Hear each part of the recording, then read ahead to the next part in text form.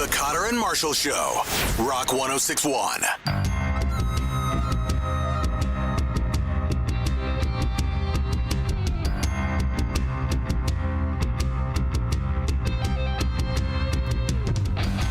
Good morning. Let's do this. We are back at it on a Monday. It is the Cotter and Marshall Show. As always, hang out with the Horde this morning, man. Get on that stream.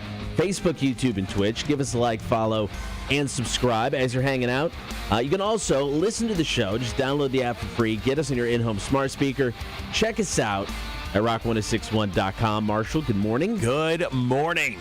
So in the middle of packing, getting ready for the move, I came across a Shaquille O'Neal rookie card. Oh, wow. It's like a 92 draft card is what it's called. It's from Topps. So I'm like, how much is this worth? Okay.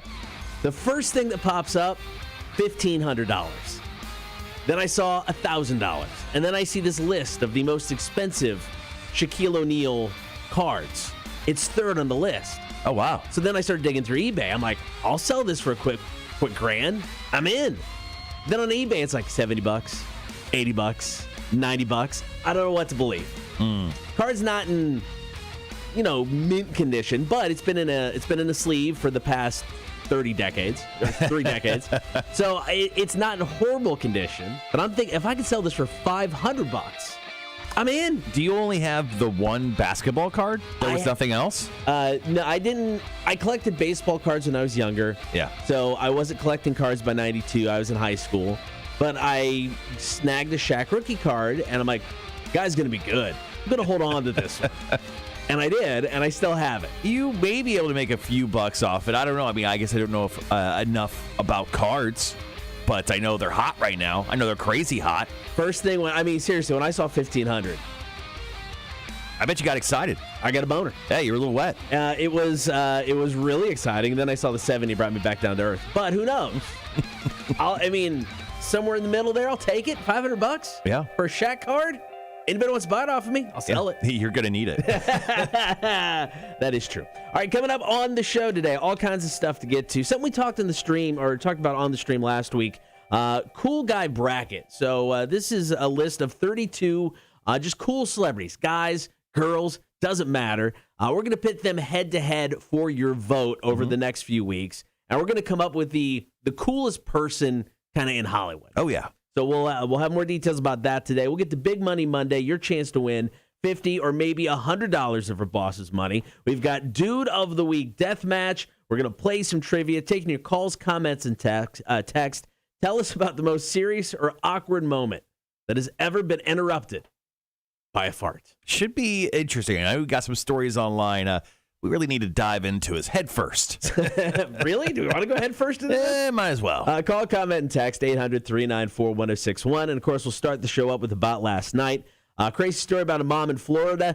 Jake Paul and Dana White, they still hate each other. And we'll kick off the show with the Atlanta Braves. Unfortunate news, but prediction still holds true. Braves in 6. Details next. Aaron Jones. It's Supercharged, Cotter and Marshall. Rock 1061. Pop off the pot there real quick. Which one? Yeah. Thank you. Yep. Tony goes, what's the music in the background? I'm like, something that shouldn't be there. Don't worry about it. Nobody heard that. It was, that's just our intro music that you guys usually don't hear. Someone was in our studio over the weekend because I think there was someone playing with our bingo machine because that was out on the counter, which obviously sits over here to my right, and the chairs were all different places and different levels. So someone had some friends in the studio over the weekend. Or is it Ghost? Or a ghost. Yeah. Halloween? I mean, I was in here on Saturday, right? Saturday. Yeah, I was in here Saturday, and I was picking up my car from Friday night shenanigans. I came in to feed the fish, and everything was normal. Yeah. So, it definitely happened Saturday night or Sunday. Interesting. All right, guys, good morning. Welcome to the Cotter and Marshall Show. We are not awake, obviously. We are not with it yet, but we will be, at least in like an hour or two. Promise.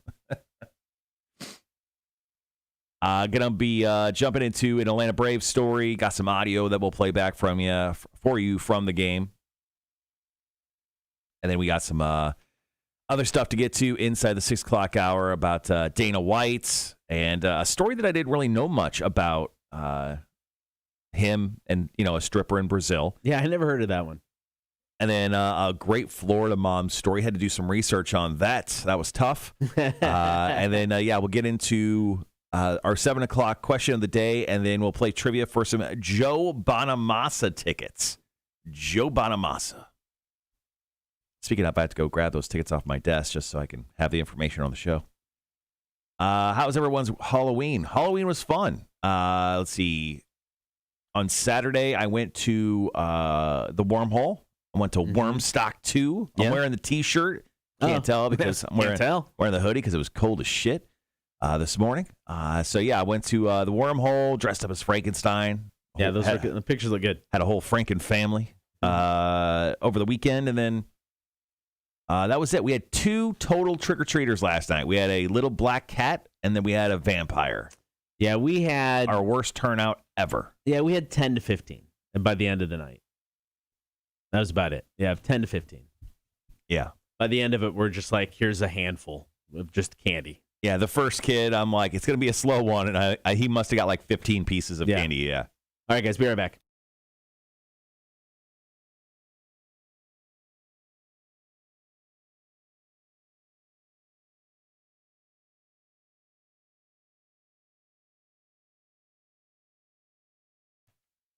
We said it from the beginning, Braves in 6. I think it's going to happen.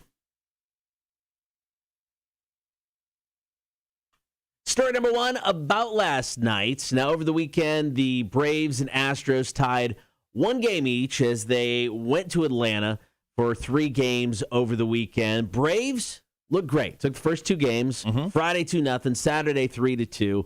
Had a chance last night to win the World Series at home. Duvall hit a first-inning grand slam to put the Braves up 4-0. Homered off Valdez in game 1. Hits it in the air to right. Back at the wall. Grand slam. Duvall. I ain't going to lie. As soon as that happened, I went, oh. It's done. It's done, guys. Game's over. Connor, I'm not going to lie. I wasn't watching the game last night. I don't know, my wife and I were watching something, and I checked my Twitter, and everyone was screaming Duvall. I'm like, the Jags game was like 6 hours ago. Like, what is happening? No, it was exciting to see. I popped on the score real quick, and I'm like, oh, it's happening. I can't believe it. Yeah. I had my buddy Chip was there at the game. Oh, cool. Things were so exciting. And then the game did not exactly turn out that way. No, Astros tied it up over the next 2 innings. Now, Braves did take the lead again at the bottom of the 3rd, thanks to Freddie Freeman. 3-2 pitch is hit high and long gone by Freddie Freeman. 5-4 Atlanta. Now, he hit the longest home run in the World Series. They only started keeping track in 2015. It was like 460 feet. That's a big-time home run right there. It was a beast. So, Braves took the lead, bottom of the 3rd. Unfortunately, that's kind of where it stopped, at least for the fun when it came to the Braves. They didn't score again. Astros went on to score 3 runs in the 5th, 1 in the 7th, 1 in the 8th, went on to win the game. Now the Braves lead 3-2. Yeah, which is fine. Now we get a day off. I mean, really, the Braves took yesterday off. It's the Lord's Day. They needed to take a day off mentally because they won 2 in a row, Friday and Saturday. So this is exactly what we had planned, Cotter. Yeah. This is exactly what we talked about. Braves in 6. Very, very an honorable World Series. That's what we're going for. We're trying to teach the Astros how not to be cheaters. So we're trying to teach them how a great World Series goes, not one where they cheat at. So this will be fine. Tuesday night, Wednesday morning, when we wake up, we're going to be the biggest Braves fans on the history of the planet. We're going to clap it up right at the beginning of the show. It's going to be amazing. All right, so coming up next, story number 2 about last night. Jake Paul, Dana White, they still hate each other. Got details coming up. Cotter and Marshall, Rock 106.1.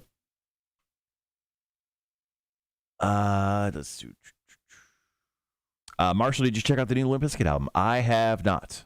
Is it still sucks? Is that what they called it? Limp Bizkit still sucks? I don't know. I didn't even see that it popped out, actually.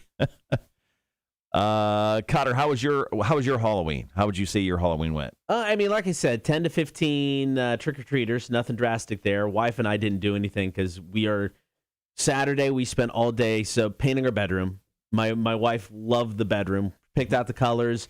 She found some paintings. We got some prints of paintings that she absolutely loved. match the walls to that. So we had to paint over with just that, basic cream-ish color. Yeah. Oh, looks like garbage. We just did house stuff literally both days. And then yesterday we got a storage unit to put stuff in just to make the house look bigger, when it goes on the market. Mm-hmm. So our Halloween was spent doing all kinds of house stuff. Nice. But here's the thing. So the house isn't even on the market yet. We have 4 people interested. Like laying down offers, or? There was Wanda who expressed interest. Mm-hmm. There was... You're not going to like the next thing I'm going to tell you, but go ahead. Did she get a house? I'll continue. No, that's fine. There is our realtor has got somebody that already is interested. Okay. I'm trying to think what the 4th one was. Then there's a guy over at Jerry's that when I go drop off stuff, grab beer every now and then, I was just talking to him about moving, and he's like, I got a realtor guy, and he's got somebody coming in who's looking for a place off of Berwick. It's like, how many bedrooms? 4. He needs 4. I'm like, all right, cool. So it's like, then there's another in there. So it's like already people. Wanda looks to be closing on a house at the end of November. That's great. We'll be citizens of good old Rankin, Georgia. Rankin, Georgia. Good for you guys. No, that's awesome. Congratulations, Wanda. But, the stupid amount of people that, it's just, I can't believe it. Already. It's not even on the market yet. Oh, yeah. Our boss is looking for a house, and he had a house that wasn't even on the market, and he still somehow lost it. Wanda, so you have a stage in your backyard, Wanda. You have to have live music. It's a stage. You got a little gazebo patio area, and then like this big deck, but it's a stage. It's perfect for live music, Wanda. Do it.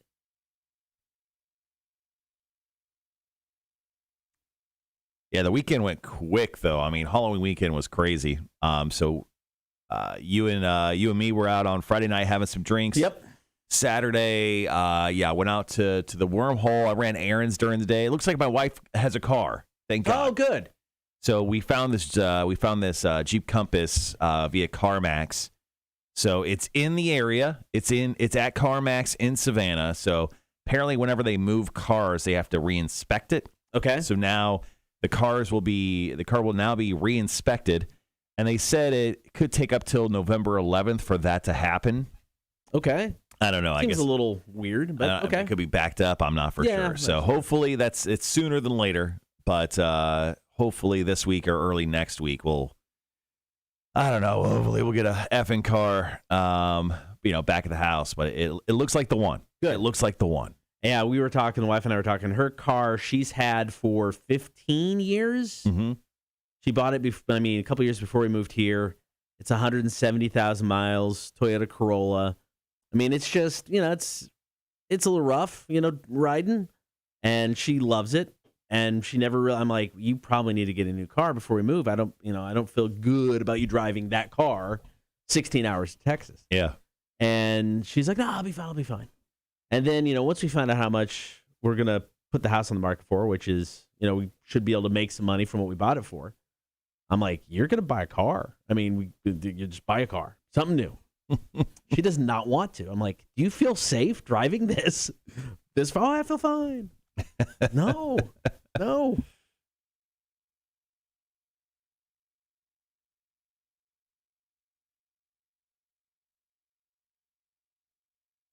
All right, I'm going to put together the stories that we had for our question of the day.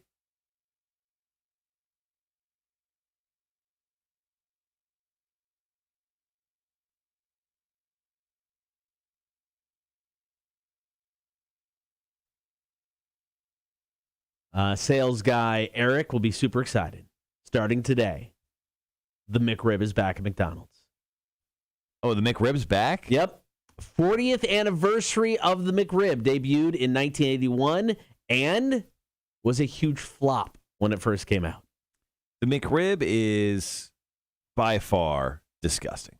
Yeah, a few years ago, we went out and got him because we got a sales guy named Eric, and he effing loves the McRib. It is a deal for him when it comes back. So we went out and tried it, see what all the hype was about. Yeah, I'm good. I'm totally good. McDonald's is also releasing a McRib NFT where you can own an exclusive digital representation of the McRib. Well, say that one more time. McDonald's is also releasing a McRib NFT, the non-fungible tokens, where you can own an exclusive digital representation of the McRib. They're releasing 10 NFTs. They're not auctioning them off. They're giving them away on Twitter beginning today. So you just have to go to the McDonald's Twitter and learn how to enter to win one of those. Own a digital picture of the McRib. You know what? God. You know what I could do? I could take a picture of the McRib with my phone. Good. I got a digital That costs copy. money, though. Let's see. Red says, Marshall, for next, how do you keep your pumpkin fresh after carving it?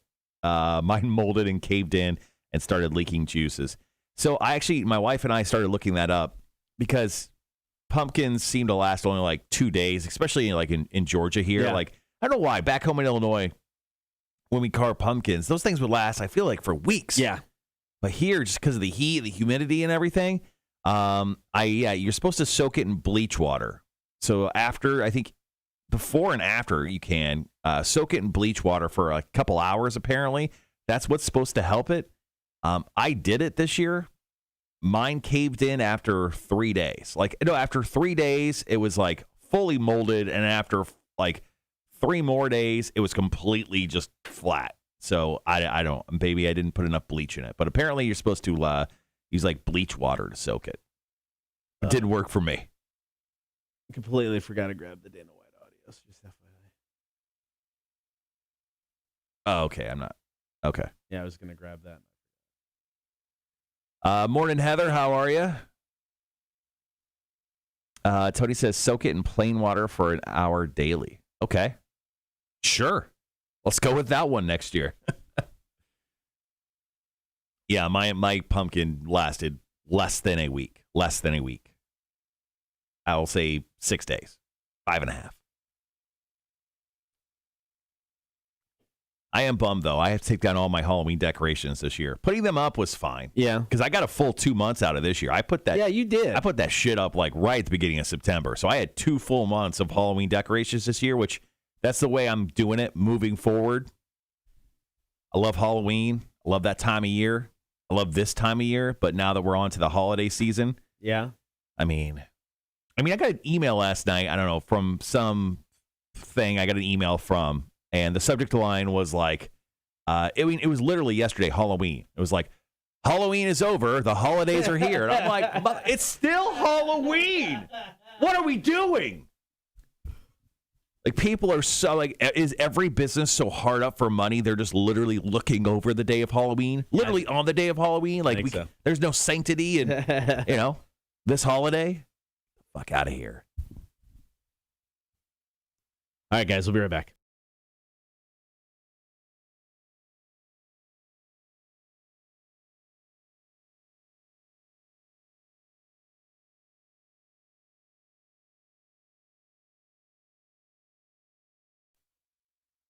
Just checking in on something. Yeah. Jake Paul, Dana White still hate each other. Details coming up.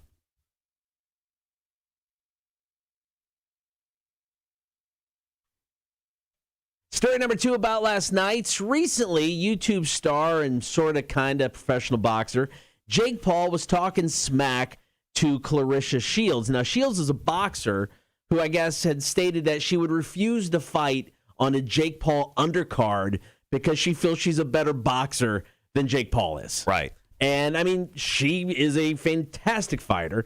And, of course, Jake Paul, being the upstanding human being that he is, talked some S to Shields after she lost a recent MMA fight, which was the first loss of her professional fighting career.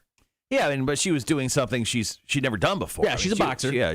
She was in MMA, and she unfortunately lost. Now, Jake Paul decided to make fun of her for that fact, and Dana White got very upset about Jake Paul and his words. Yeah, he came to her defense. He said, so Jake Paul calls Clarissa Shields a loser. Clarissa Shields is nothing but a winner who actually fought real people in her weight class, in her own age, in her own sport, and then goes to MMA and tries to win a world title. That's not a loser. That's a winner. So Jake Paul, in return, decided to have a little fun at Dana White's expense by dressing up as Dana White and his hookers.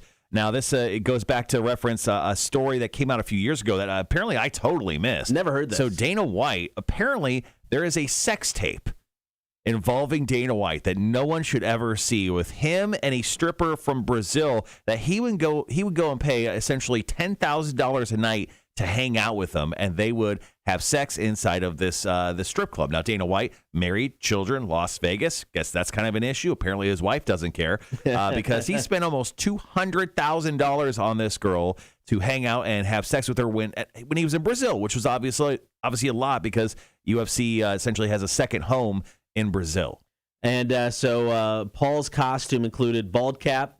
Cocaine must have been involved in this whole thing because there's plenty of white powder under Jake Paul's nose. Yep. So I think at this point in time, one of two things need to happen.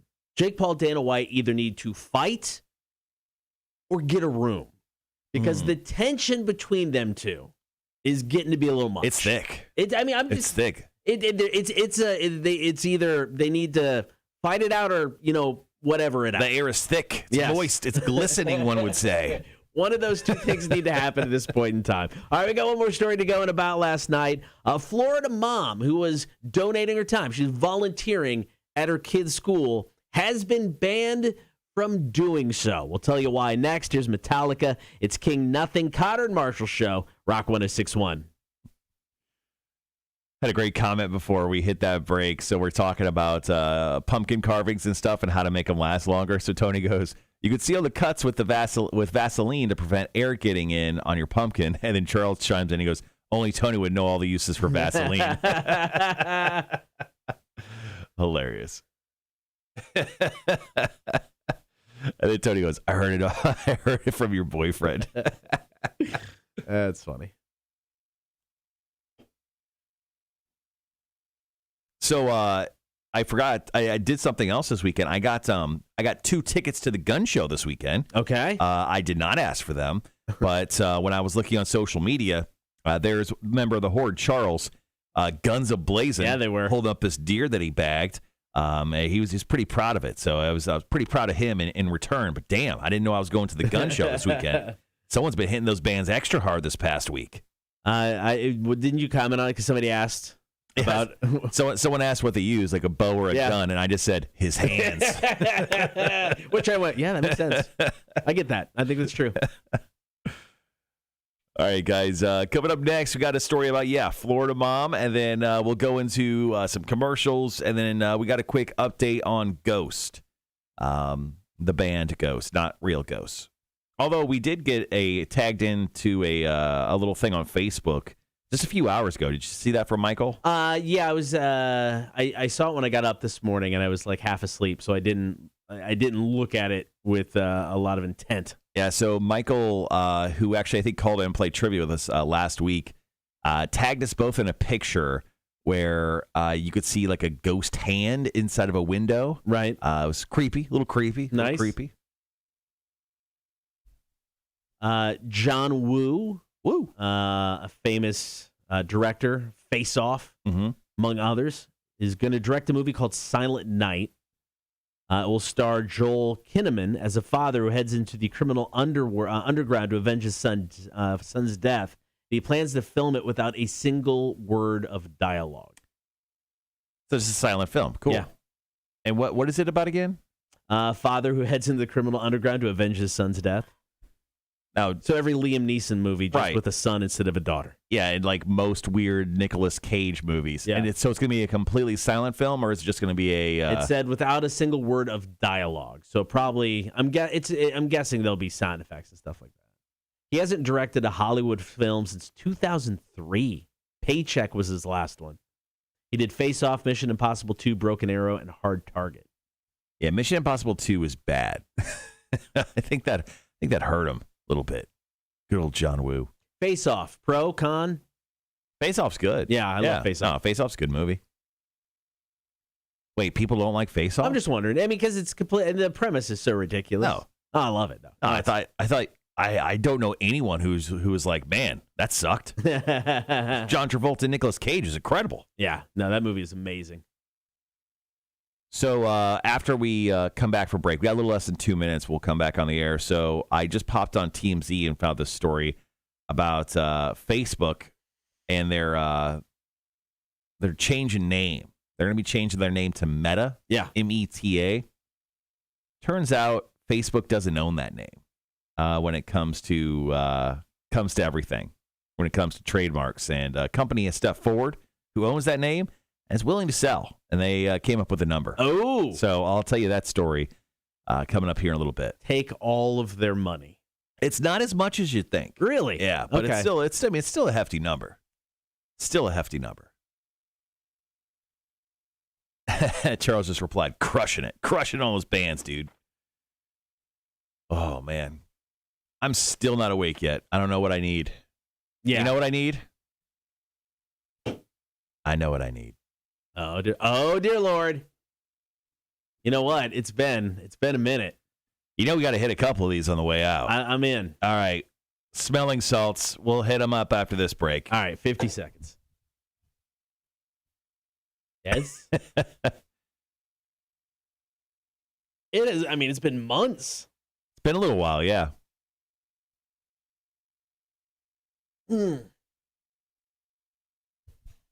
Actually, I took from Quiz in the Face that the game we played last Thursday. Mm-hmm. I think I took some audio from a smelling salt video. So. Nice.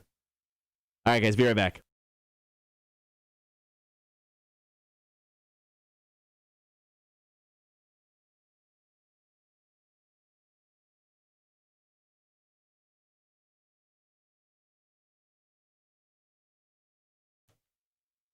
A mom at a Florida school can no longer volunteer thanks to Cutter Marshall. To her OnlyFans site, not us. I won't take responsibility for it. Story number 3.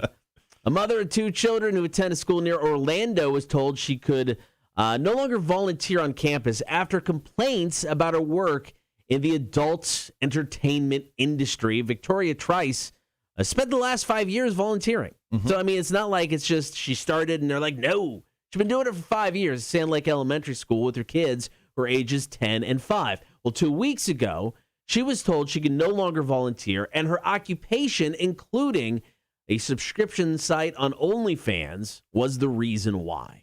Yeah, so she said she's very upset about this, obviously, because, I mean, and she's a very attractive woman. She's a very attractive Florida mom, lots of tattoos, blonde girl, very pretty.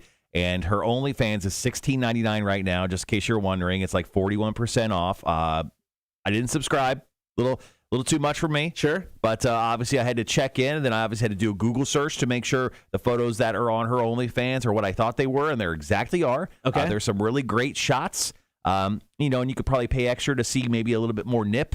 Right. But, she's a very attractive woman. And yes, okay. So she's an OnlyFans model, but she's also a mama too. Yeah. She's trying to make a living, guys. She's trying to make a living. She said, I was humiliated and should not, and no one else should be concerned about what another parent does. I just love spending time with my kids, and I have a great relationship with other parents and students. Now, she has lawyered up, and she plans on suing the school district for $1 million. I mean, it's over. I mean, like, she doesn't need to, no. but also, I mean, like, she's trying to make a point. She's trying to say that her occupation, like, there's other people, I mean, like, they have occupations, maybe not as scandalous as hers, but I mean, they're still allowed to come in and volunteer their time. Like, yeah, cool. So she makes some money doing OnlyFans. Like, why should she not be able to come to school and, hang out with her kids and volunteer her time? Yeah, no, and I agree. I mean, I agree. I think she should be allowed to volunteer at the school. I would have no issue with it. Mm-hmm. So my big question, though, who found her site?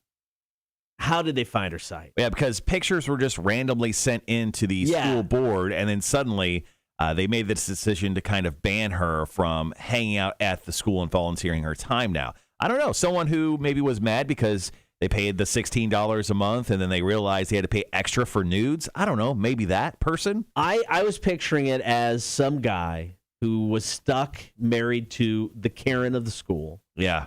Hates his life, has no sex, just miserable in just every day-to-day aspect. Are you trying to say you did this? Maybe. And he found her site and enjoyed it. And then his wife, who's the Karen, discovered that he discovered this site, freaked out. Yeah. And then she sent the pictures to the school board. Oh, we can't have fun anymore, man. No, you can't. We just can't have nice things anymore because of these Karens out here. All right, coming up next, we're going to talk Ghost. We got some details about a new album we're getting next year. So stick around. It's Cotter and Marshall, Rock 106.1. She is an attractive lady. I will say that. I think she goes by, what does she go by? Victoria Nukes.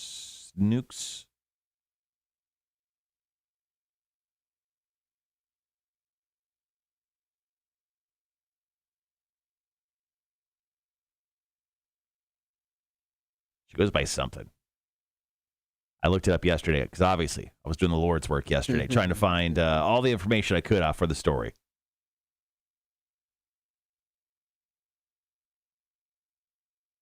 I'm going to get my coffee. And then hear the story about whoever's.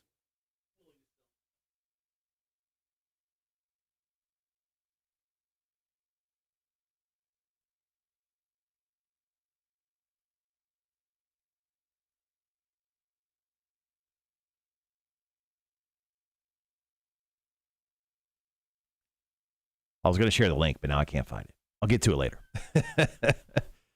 Marshall, send me a screenshot of the teacher. I will. I'll shoot it to you. Wanda says, I wish people would leave these folks alone who are doing a side hustle. Oh, sorry. Let me switch this over.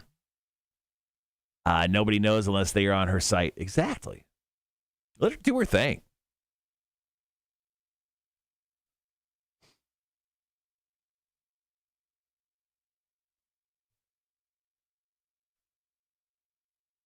All right, guys, just waiting for Cotter to jump back in here. I'll slam a smelling salt for your enjoyment. We got smelling salts. So much. People getting money from Facebook, hopefully.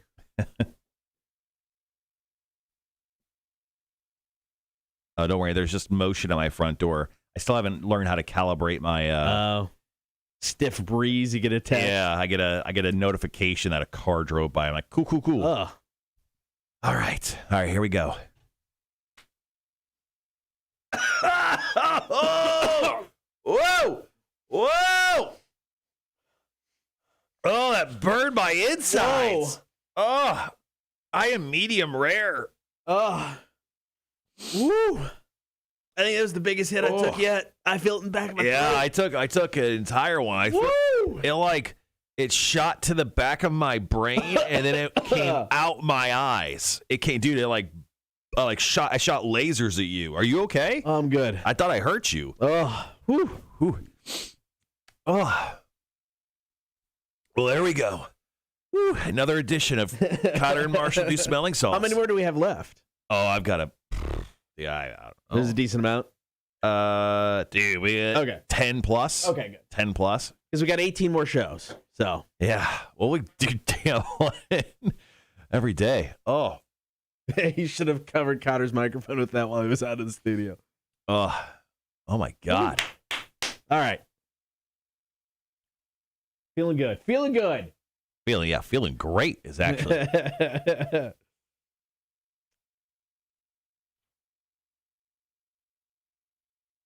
All right. If you guys are interested in the teacher, here I found a New York Post story that you can check out. Has a couple scandalous photos on there that you can check out. Charles, there you go. Tony, I wasn't necessarily counting down the days of shows. My wife and I have kind of just everything that we have that we need to do before I leave, since she's staying. So we've kind of mapped it out that way. And then in doing that, I'm like, holy crap, I've only got this many more shows left. So. Whew, good Lord. That got me going. All right. At least a little bit more than what I was. Got tears. All right, guys. We are moving into our question of the day, starting here in about 20 minutes. So let's see if we can get some content from you, some good stories. Tell us about the most serious or awkward moment that has been interrupted by a fart. If you guys got a story for us, go ahead and drop it into the stream. You can also call us 1-800-394-1061. I think Wanda chimed in on our social media saying that she's got a great story that she needs to tell us about this question. So, Wanda, feel free to go ahead and give us a call here. Do you have a story? I don't. I don't really. So, yeah, we'll definitely need a little help here for the heavy lifting. Yeah, I was trying to think. I was really the only time I could think. I was in class one time, and I sneezed. And as I sneezed, I farted, and it was loud. Because, I wasn't expecting it, so no control. It just ripped. And everybody was kind of quiet, and it was one of those things where it's like, everybody turned their head. Oh, yeah, it was me, guys. There you go. It didn't. That works. It didn't interrupt anything. Yeah. Interrupt the class, I guess. Yeah, just get into that story, man. We could do that a little bit. Honestly, I don't know. I fart all the time, so all farts are not the same. Or maybe they are, because I've forgotten all of them.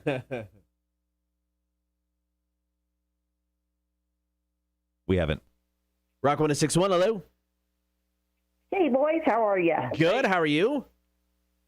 I'm good. So I've got my story ready if y'all got time. We got time. All right. Picture it, 2006. Laid up in the hospital in labor and delivery. Mm-hmm. My doctor was in his position. I was in my position. It was time to push because Bree was on her way, and it was an emergency because her cord was wrapped around her neck. Oh, no, okay. Yeah. So he said, you have got to push. You've got to push hard. I pushed hard, okay, and farted right in my OBGYN's face. He stopped what he was doing and looked at me, and he said, I didn't say push that hard. My bad, dude. I got a feeling there's probably a lot of gas that is passed when that type of situation is happening. You can't be the only one. Yeah. It really is because they put you in all sorts of different positions when you're having contractions. They had me on my hands and knees with my ass up in the air. They had me on my side. So, it was all over the place. But I thought about it, and I'm like, at least I farted on you because when my mom was giving birth to one of us, she actually shit on her doctor. So I think he made it out okay. There's a level of, that guy won. Yeah. Awesome. Well, thanks, Wanda. Thanks for the call. That was my moment. Absolutely. Have a good day. Bye, guys. See ya. Oh, that's good. All right, we got about 50 seconds. Yeah, Tony, we haven't done this question. I know because I have a list of everything we've done. But, it could have been any conversation that turned into a fart conversation for us. Tom says, well, Cotter, have fun in your future endeavors. Looks like it's time for Marshall and music in the morning. Probably. I don't know. I still don't know. We'll figure it out, I guess.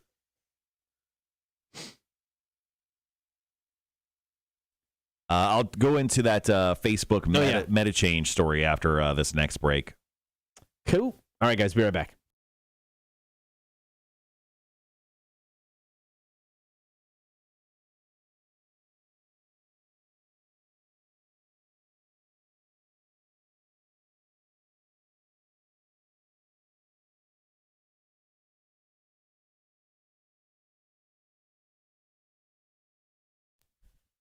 So the band Ghost recently dropped a new song called Hunter's Moon, featured in the new Halloween Kills movie. But even more new music set to be released next year. In a recent interview, Tobias Forge, lead singer, mastermind behind the band, talked about what we can expect from the new album. He said, the album I've been working on, I came up with the concept years ago.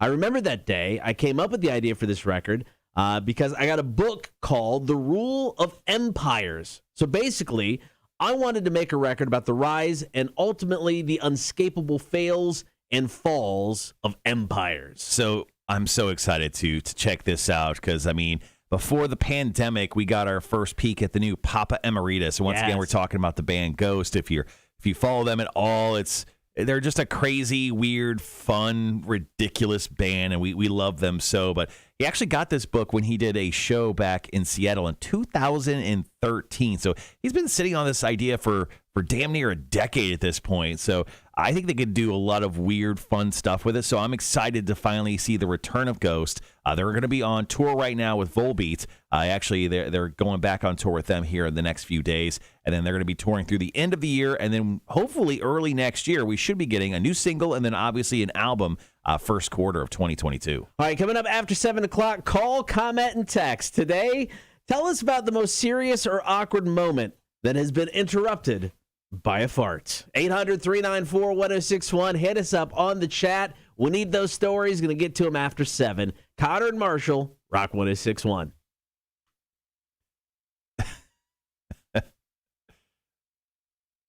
Thomas, very classy. Thank you for that story. The classiest of stories you just dropped there. It's like the story from Mallrats. Yeah, I guess it is. All right, guys. Once again, our question of the day is: tell us the story of the most serious or awkward moment that has been interrupted by a fart in your life. Go ahead and drop that question into the chat, or you can give us a call like Wanda did, 1-800-394-1061. I'm gonna grab my coffee. I'll be right back. Get it, coffee man.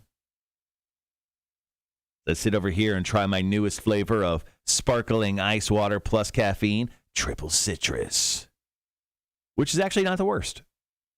There's worse flavors, sadly. Okay. Woo. Getting back into it. I feel like I'm much more awake now due to the smelling salts that we hit. Thank you, smelling salt people.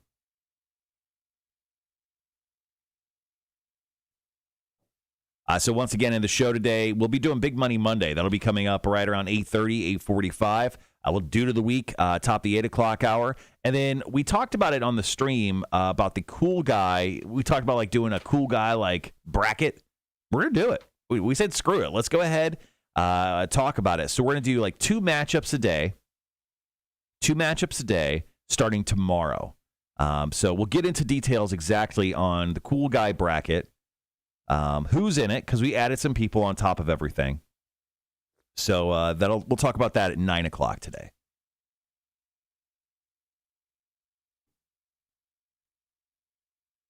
What up, Jeremy? Jeremy says, morning, guys. Yes, hot for teacher, but I just can't understand why as Americans we can't have a life outside of the career.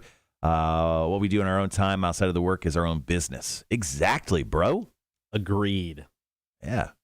Maybe Cotter wants to fart in girls' faces on OnlyFans. He should be able to do that and still be able to come into work every day. Can you get paid for that? Yeah, probably. I'm in. There's weird fetishes out there. I'm sure. That's true. Sure, people are into that sort of stuff.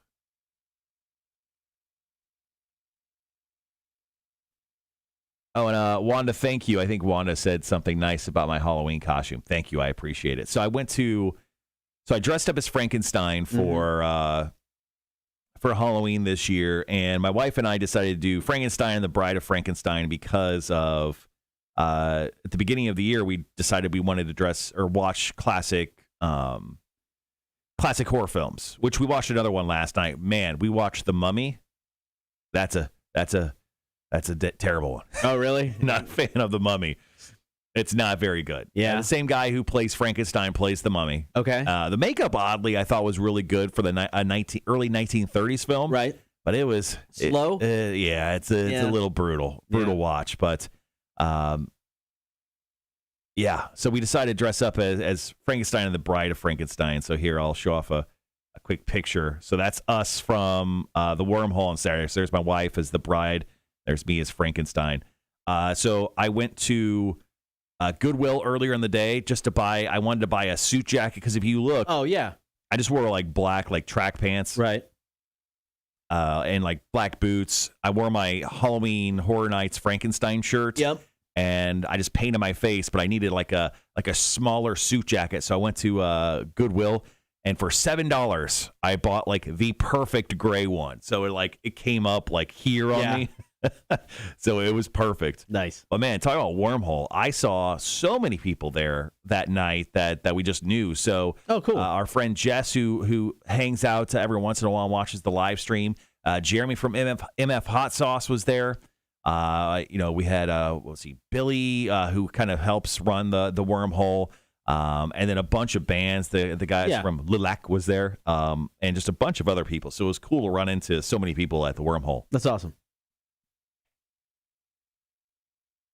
I had Jess reach out to me, or Jess hit me up while we were there, and we were hanging out. She's like, "Where's Cotter?" And I was like, Cotter had some house stuff to do. Obviously he's making the change. She goes, "He just a big fuddy-duddy in real life?" And I'm like, "Yeah, he can be." She's like, "Does he ever leave his house?" And I'm like, "He's been known to leave his house." I leave my house all the time. No, the next couple weekends are going to be just house shit. I mean, I had to paint. We had to paint. Yeah, it's just house stuff. Good old house stuff. All right, guys, moving into, once again, our question of the day, about 10 minutes out. Tell us about the most serious or awkward moment that has been interrupted by a fart. Go ahead and let us know your stories. How do you want to work this? Do you want to frame it as a two-breaker? I think so. I think it's going to have to be. Okay. So if we're doing that, should we just hold on to the Facebook story and just do it as the middle break on air? I think we should. Yeah, that's fine. All right, so what I'll do is I'll go ahead and actually, if you just go to TMZ real quick, I could see the link, but it's the first story on TMZ. Okay.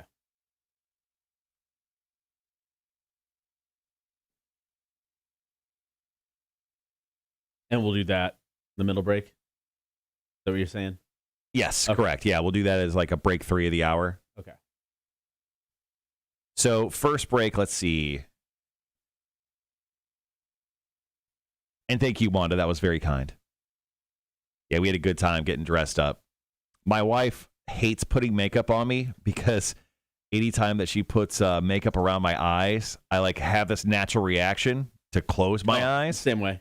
And my wife just like yells at me the entire time.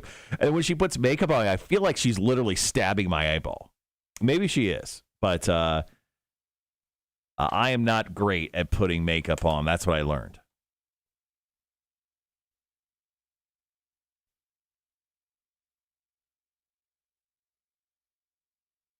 But it was definitely fun to dress up as Frankie this year.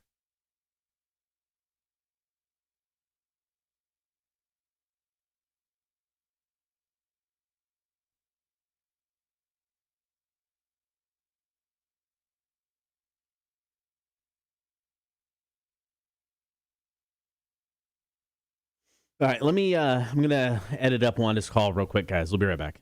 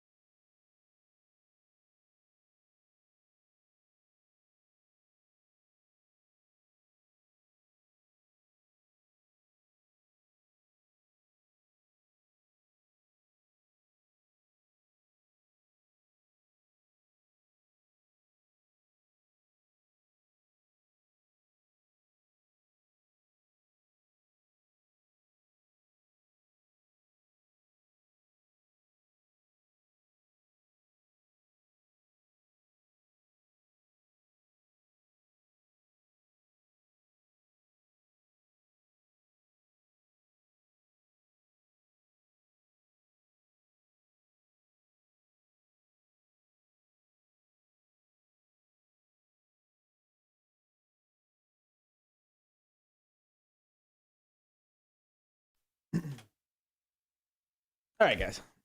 Sorry, I forgot to feed the fish. It's feeding the fish, no big deal.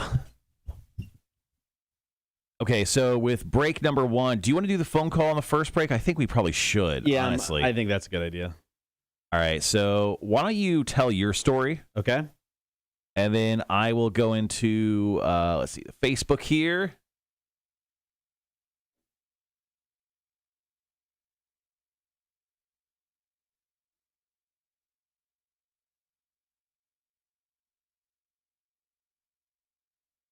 I'll tell Alicia's story, and then let's go into the call, and then out with the call.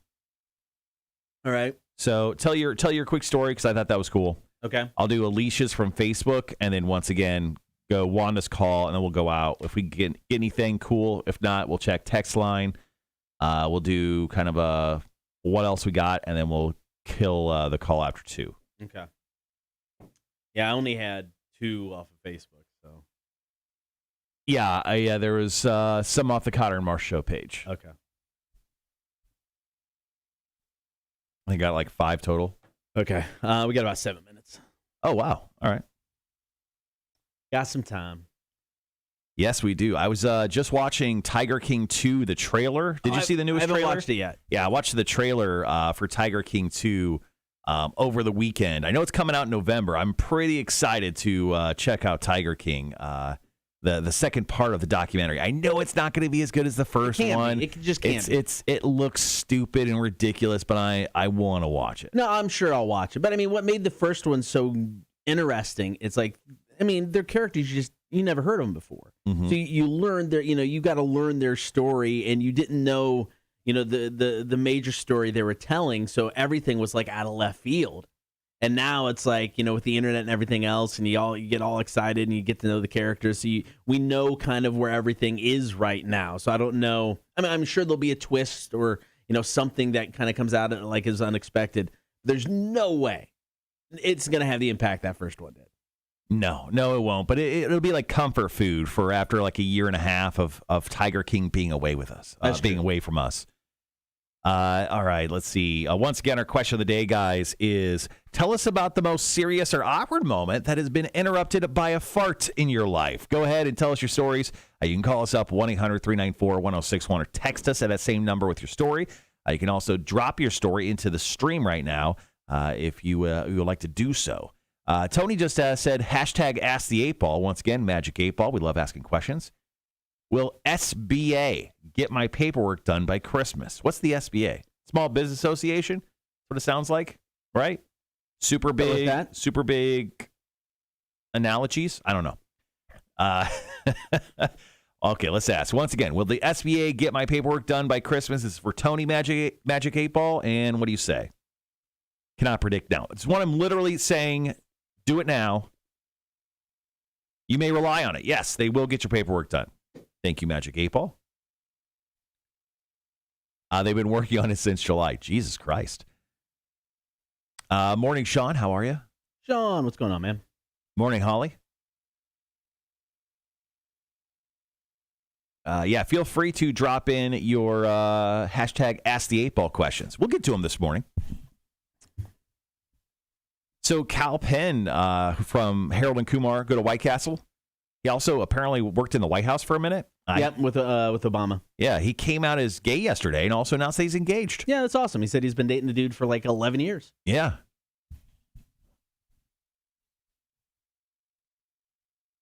He just decided Halloween was a good day.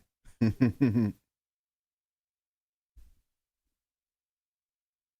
said he started writing a book called You Can't Be Serious. And so that's when he decided to come out. Book comes out tomorrow. I found a better story to talk about for that third break. Okay. Kanye West invited Marilyn Manson to Sunday service where everyone dressed in white, and he's dressed in white, and he's so white, it's insane looking. Okay. Here, I'll shoot you that. We got about 4 minutes. Shoot you that story here.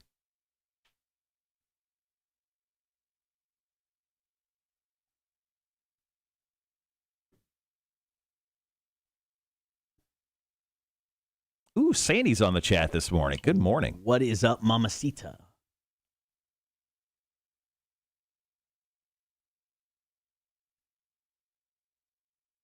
All right, just email that to you. Okay.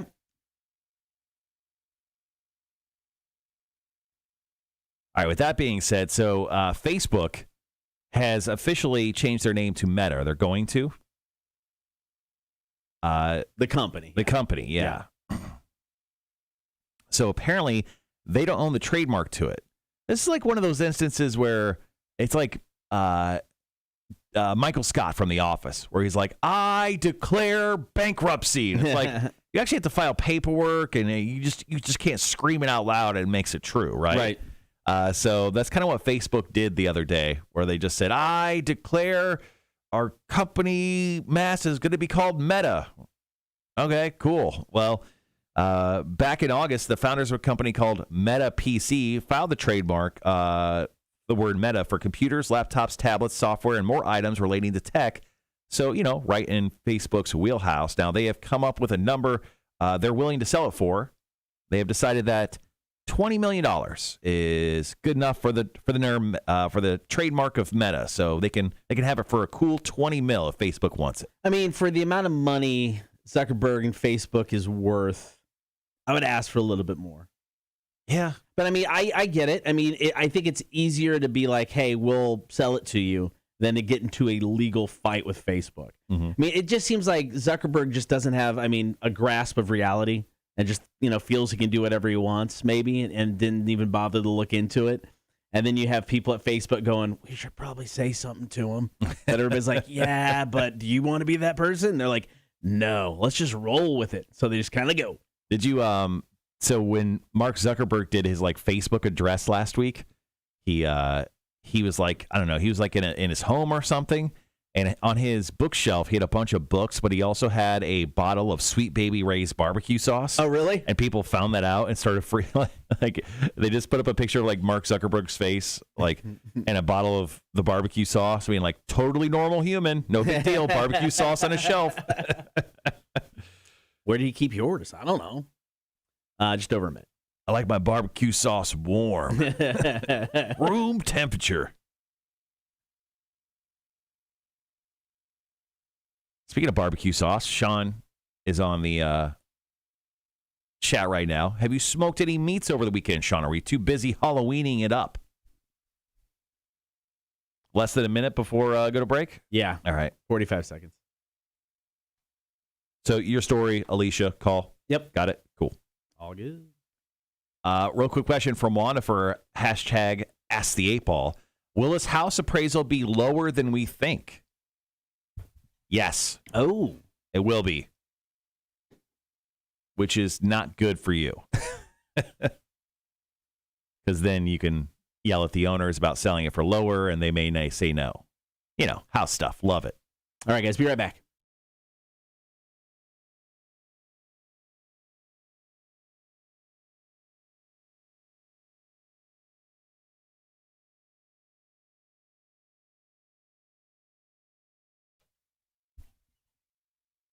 Tell us about the most serious or awkward moment that has been interrupted by a fart. Taking your calls, comments, text.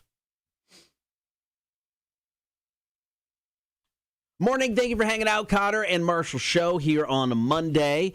Be sure to check out the stream. Hang out with the Horde this morning. You can watch it Facebook, YouTube, and Twitch. Like, follow, and subscribe while you're there. This morning, we are taking your calls, comments, and text. 800-394-1061, asking you to tell us about the most serious or awkward moment that has been interrupted by a fart. Thinking back, I'd be like, oh, man, I probably have tens of thousands of these stories. Yeah, we have a long history of farting. Yeah. We're two 40-year-old guys who've lived quite a life of eating things we probably shouldn't have. I got one. Just one. I was in junior high. We were in the computer lab at the time. I think everything was, back in my day in junior high, it was all on DOS, just the green, screen. The floppy, the plastic floppy disk. The actual floppy disk, yeah. Yes. So we're sitting in the computer lab. I remember I was sitting next to Tammy Whitfield. Why I remember this stuff. Was Tammy a hottie? She was attractive, yes. Okay. So how old were you again? Junior high, 13. Oh, okay. 14. So the maybe. hormones were raging. Oh, raging. So we're just sitting there in class. Everybody's kind of doing their own thing. I don't remember what the assignment was or what we were doing. But I go to sneeze. And, it was a massive sneeze. Right. It's an all-timer. With that sneeze came a massive fart. Like on the Richter scale of farts? It vibrated the chair. Well, I mean, because, Did it vibrate Tammy's chair? I don't know, maybe. Because, it's like if you're going to fart in class, you try to suppress it a little, Right. You do your best to, not have it be audible. Dude, my entire life, I'm just holding in farts. Are you kidding me? Well, here, it's like it was no choice. It just went. Yeah. So it was loud. Mm-hmm. And everybody started laughing. Tammy's laughing. Everybody around me just kind of, it's one of those things. It's like everybody spins their head to look Right. over. Because, it's the computer lab. There's like 15 people in there. It's not even like, who did it. It's pretty damn obvious. Yeah. Face just turns beet red. I'm like, hey, guys, that was me. How do you get out of that situation? You just sit there. I don't remember how much time was left in class, but it wasn't like I could get up and leave. Now, it's hilarious unless it smells. Was it a smelly fart? I don't remember. I'm surprised I remember. People the weren't story. gagging, like No, running out of the room, puking or Nobody was anything? gagging. Okay. Everybody was laughing. And So it was more of a hilarious fart. Probably didn't smell that bad. it must not have. But my chair shook. Now, Tammy, this girl, Yeah. the smoking hottie, 13 years old, to your left or right, Yeah. after she got done laughing, did she look at you and go, wow, hilarious, gentleman, sexy, incredible? Did you ever get some from Tammy? First girl I ever kissed. Yeah. I don't now. Before or after the fart? Don't remember. I don't Oh. remember. Timeline of that, I don't remember. But I remember we kissed in we were at a party Mm-hmm. in Tracy and Stacy. They were twins.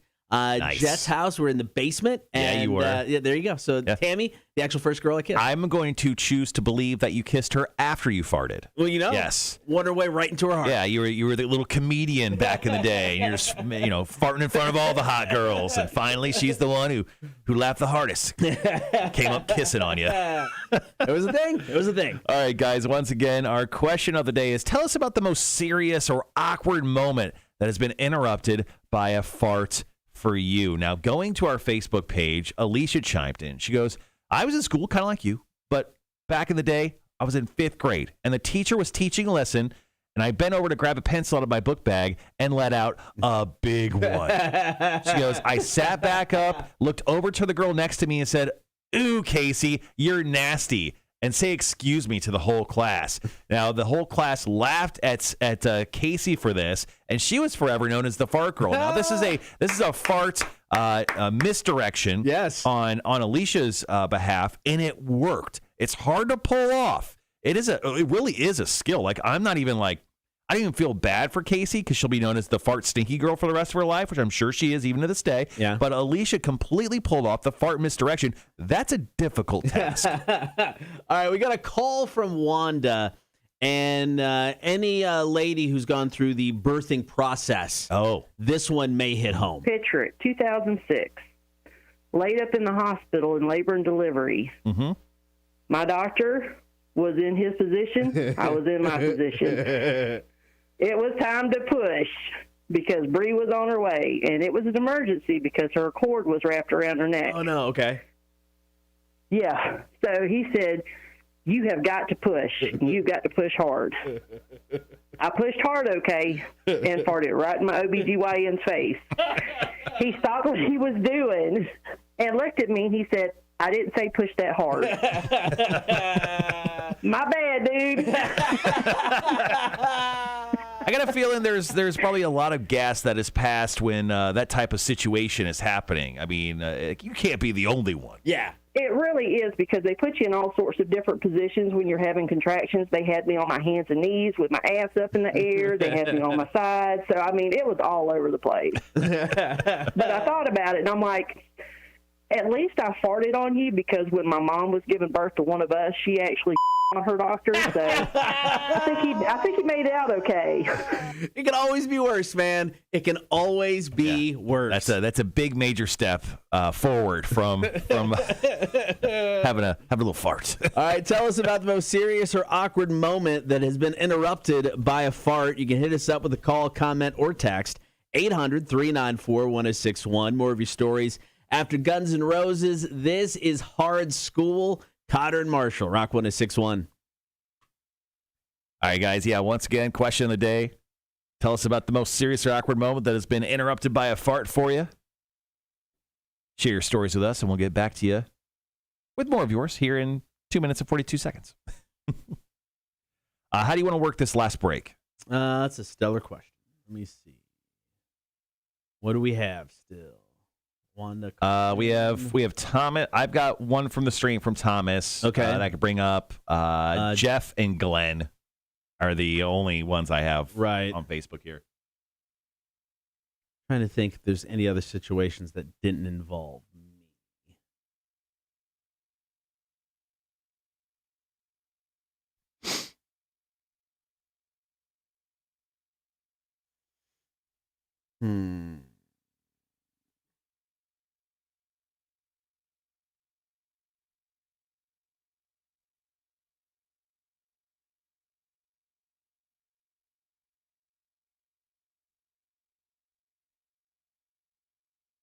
I'm guessing not. No, I can't. I had nothing. That was a long, comprehensive thought I was like, there's got to be something. Going to the history of all your farts there. But nothing. Absolutely nothing. Your memories are quite like that. A fart in the wind. That's true. That is very true. All right, guys. Going to jump into one more quick break about your stories here, and then we'll dive into some Marilyn Manson news. We'll share with you. That's funny stuff, man. And then we'll go right from there into trivia. Today we're giving away Joe Bonamassa tickets. I'm going to go grab him real quick. Guys. Okay, sure.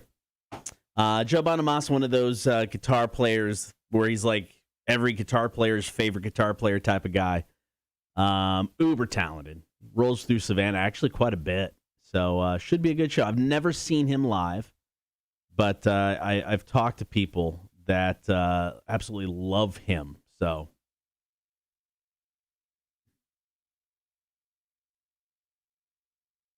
of course, we got Big Money Monday coming up.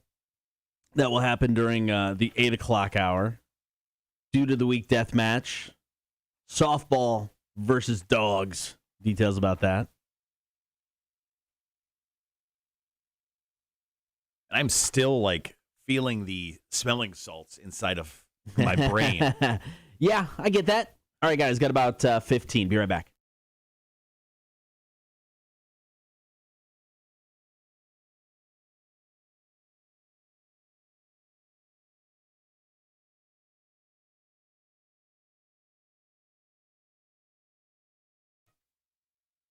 Tell us about the most awkward or serious moment that's been interrupted by a fart. Taking your calls, comments, and texts.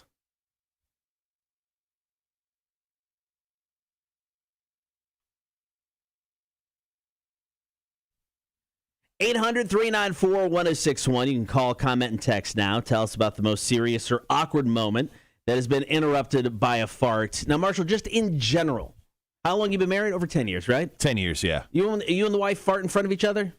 I mean, I will pass gas, but my wife is a big time anti-farter. Okay. Yeah, she doesn't subscribe to passing gas in almost any situation. Okay, so she would if she would have to fart, just hold it in until she was alone, or get up and leave the room. I don't know. I mean, we that's one thing. Like, we don't dive too deep into the conversations of farts in general. In between us too, like there's certain things like bathroom time is sacred to me. So 100%, and it's a rule of thumb in my household. Unless the house is literally on fire or something has died, I should not be interrupted for any instance, no matter how long or short a time I am in the bathroom. But yeah, we haven't really got into a lot of fart discussion. Yeah, now, I have passed gas because I'm a guy, and that's what I'm constantly doing. Like I said earlier, I am constantly, probably most likely holding in a fart. Every time you see me, like Marshall, most likely holding in a fart that exact moment. That explains the look on your face half the time. I'm just constantly holding in gas. That's my entire life. Now, wife and I have been married for 22 years. We've obviously farted in front of each other in that time, but we're not the couple that I'm going to fart in you right now. Yeah. You get some of those couples that I'm just not into it. Yeah, not my thing. I don't want to hang out with those people. Those people disturb me. Your level of comfortableness is past anything I'll ever know. Yeah, I agree. All right, so Jeff hit us up on Facebook. Now, I'm sure that this has happened on several occasions with several people. You're in church. It's usually quiet, sometimes somber. You're having a moment with God, and then you just let one rip. Mm-hmm. Very awkward. Everybody looks over at you. I mean, once again, and you're on those pews. It's gonna reverberate through the church. Everyone's gonna know, like, that it's happening. Yeah. And is that an earthquake? Nope. Someone just let loose. Now, if you're on a church pew, though, and those rooms are typically very acoustic. Oh yeah. The sound travels. Can you pinpoint where it came from? Really? Or maybe it'll make your fart like sound like the best thing ever. Like, is that the best fart I've ever heard? Yeah, maybe. Some people in church speak in tongues. I speak in farts. Well, we just got a story here on the stream, Cotter, that I want to share. Okay. Sean chimed in. He goes, I don't really have a fart embarrassment story, but in my 10th grade English class, we had a special education kid that would sit in our class. He would always cup his hands at his shoulder and make a fart noise with his mouth. He looked at me and asked if I wanted to know why he did that. I was like, sure, why not? He goes, it's so that when I do fart, people will just think I'm being funny and making fart noises with my mouth. This is genius. Yeah, so that kid was just deflecting because he was a big time fart guy. He's playing the long con, playing that long game. And then, you do that, now you just let him rip whenever you want. Everybody's, it's just Joe. He's just being funny again, making those fart noises. Now, was your dad a gassy guy growing up? Not that I remember. It doesn't stand out at all. So I remember one specific time growing up that it was bedtime. Like, everyone was in bed, and we all slept on the second floor. There's all the bedrooms upstairs. Yeah. So my dad had one of the most epic nights of gas. I think that's probably, if you look back in the history of man, right, my father would probably be like in the book of farts. Right. He literally gassed out the entire family. What? Now, my mom had been with him at that point for decades upon decades. Right. And I just remember her yelling at him because, his farts were nuclear hot. Like, right. I felt everyone that passed by, it was like it would shoot through the house, and you feel like a heat wave kind of come through. I actually got up and went and slept downstairs, I think for the very first time ever, because the smell was so bad, Cotter. So bad. All right, thank you guys for your stories today. If you still have a story about when a fart interrupted a serious or awkward moment, you can text us 800-394-1061 or comment on the chat. Coming up next, Kanye West, or Ye, I guess. Yeah, Ye. Ye. Ye. Yeah. Hanging out with his best friend, Marilyn Manson. Who knew? That story's next. Cotter and Marshall, Rock 1061. All right, guys. We're going to get into that story with good old Marilyn Manson here. Now, the photos of Marilyn Manson, like, I'm a white guy, but he is, speaking of the word nuclear, he is nuclear white. Is this makeup Manson? Is he wearing some white makeup, or is he that pasty? I think he's just that, that pasty, right? And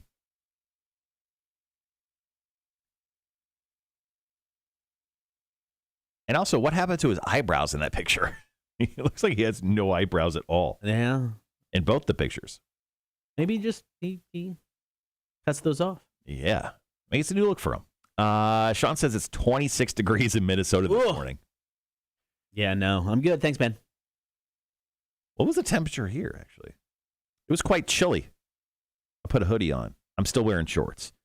52 degrees right now. So, dude, we feel you. Pretty much the same thing.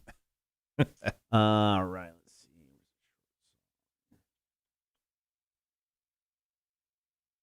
Rhett goes, well, vampires actually hate the sun, so that explains Marilyn Manson. All right, we'll definitely go just right into this list. So today we're going to be giving away tickets to Joe Bonamassa. He's playing the Civic Center on Tuesday, December 7th. So we'll hook you guys up with tickets to go check him out. And as Cotter was saying when I left the room for a second, he is really the guy who is every musician's favorite guitar player. Give me a second. I'll be right back. So we'll give away those tickets with trivia this morning. Welcome to Rockville. Well, I'm actually choosing all of our Welcome to Rockville winners that we got from this past week today. So That contest ran Monday through just yesterday because we played spooky music every single hour all the way through midnight last night. So I'll be choosing all those winners here in just a minute.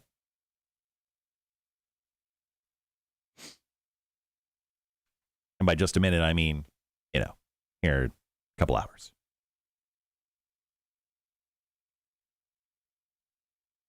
Gabe is saying, I'm sorry, a bunch of times. I can hear him in the hallway, so I don't know what's happening, but he's still Canadian, in case you're wondering.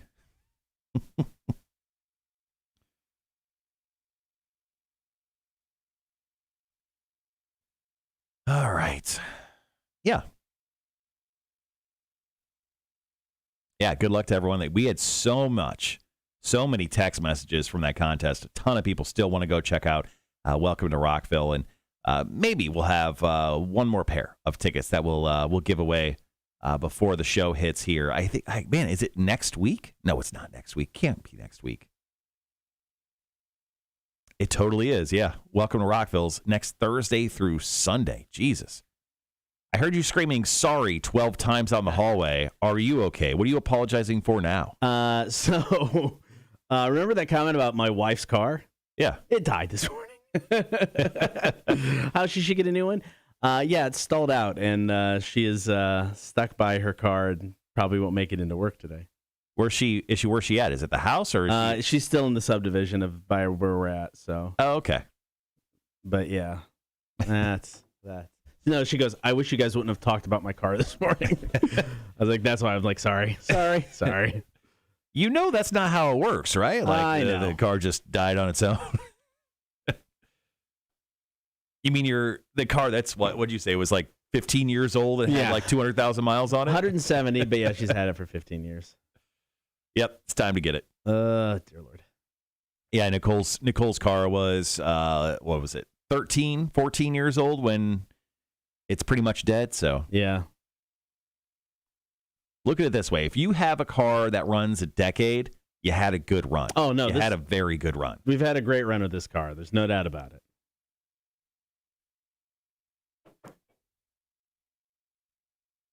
So I guess she'll be getting a newer car.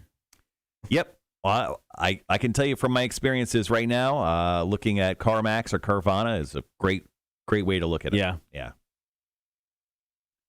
Right now, I mean, it's just dealerships. They don't have any new cars, so their used cars are jacked up. Plus, if they're selling a used car, they're adding on $4,000 for dealership fees. Right. So it really kind of makes the price of a used car go up real quick.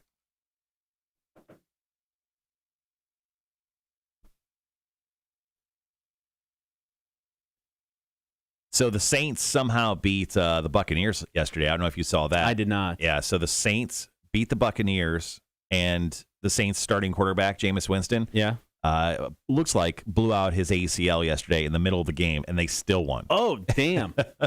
Yeah. Tom Brady threw 3 interceptions. Yikes. All right, got about 3 minutes. Sean says, I'm driving a 1999 21-year-old vehicle and still kicking. But have you driven it for all 21 years? Charles says, who all from the Horde are going to Rockville? That's a great question. I think I'll only be going on Sunday this year, unfortunately, Charles, but I will be there for the Mudvayne performance. Red says, I'm rocking a 2007 Silverado. Nice. Yeah, my wife had a 2007 Hyundai Tucson, and bought it brand new off the lot, and it did well for us until about 3 weeks ago. Yeah, and it has taken 3 weeks to go out and find the right car for her. So it's been a process, but it looks like we got one. I think. Cross your damn fingers.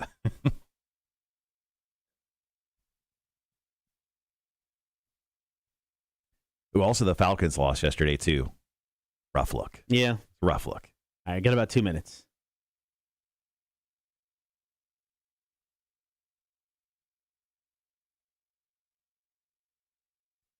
Holly says, I want 2 for birthday if I win these tickets. Guessing Rockville? Yeah. Yeah, I'm choosing all of our Welcome to Rockville winners once again. I don't know.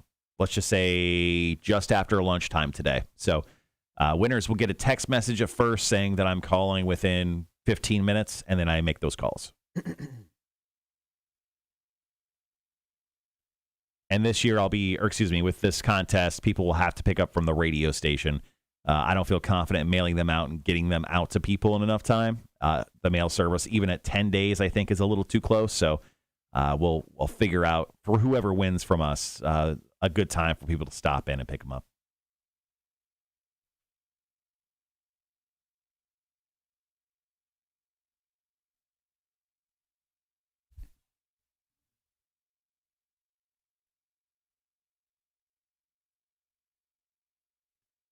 All right, 1 minute. All right, just getting trivia up, so we're ready. Once again, hooking you guys up with tickets to go check out Joe Bonamassa here in about a month over at the Civic Center. An amazing guitar player. I think we're only 2 wins away from getting you to that 50 burger, Cotter. I like it. 1 or 2 wins? I want to think you're at 48 or 49. I'll check real quick. Rest says, since I drive a patrol car, my truck has only had 80,000 mileage for a 2007. Jesus. It's not bad at all.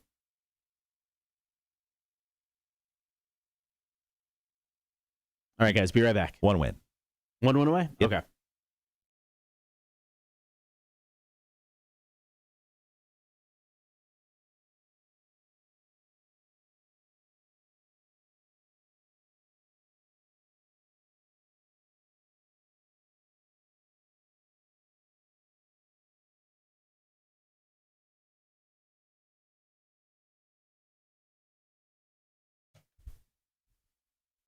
Kanye West, who I guess now is technically just going by Yee, had his name officially changed. He does something called Sunday service, Right. where he just invites people over for a little, religious experience. Mm-hmm. Well, he invited, dude he's been hanging out with for a little bit, Marilyn Manson, to this past Sunday's service. Yeah, so on Halloween, Marilyn Manson draped in all white along with Kanye West, or Yee, as we now call him, and hundreds of other people just got together for a nice little religious ceremony. Now, obviously, Marilyn Manson is still battling multiple sexual misconduct allegations by several women. And I don't know. Is it a great look to be hanging out with Marilyn Manson right now? No, not at all. I mean, does he think he can help Marilyn Manson? Is that why he's inviting him over? Yeah, I mean, is this the rehabilitation of Marilyn Manson's character that he needs from Kanye West? Is it a good look for Marilyn Manson to allow Yee as the guy who's trying to rehabilitate you? I don't know. This is such a weird story, but yeah, Marilyn Manson, the most religious guy you can imagine, who's torn up so many, Bibles on stage over the years, suddenly is becoming religious with the help of Kanye West. Now, over the weekend as well, maybe probably not correlated to, but Pete Davidson of Saturday Night Live. Yes. He's known to be a little bit of a ladies' man. I still can't figure that out, but sure. He actually was hanging out with Kim Kardashian, and they were pictured on a roller coaster with one another holding hands. Oh. So Pete Davidson is dipping into the Kardashian water. So maybe Kanye West is like, wow, my life's really going this way. I'm going to start hanging out with Marilyn Manson. I'm going to redeem his character, and maybe I'll fix my marriage with Kim. This is just a wild ride we're all on with these people. Justin Bieber is also there. Yeah, why not? I mean, this whole thing is just crazy to me. I don't get it. All right, are you smarter than a community college dropout? It's time to play. We've got tickets for Joe Bonamassa. This guy is just one of those guitar players where he's every guitar player's favorite guitar player. Yeah, and he comes to Savannah, every other year. I mean, Savannah loves Joe Bonamassa, so we have tickets for him over at the Savannah Civic Center on Tuesday, December 7th. If you want a pair of tickets for absolutely free right now, be the first person to call in at 1-800-394-1061. You are going to play Are You Smarter Than a Community College Dropout trivia against one of us. Are you smarter than a community college dropout? We play next. Call now. Cotter and Marshall, Rock 1061.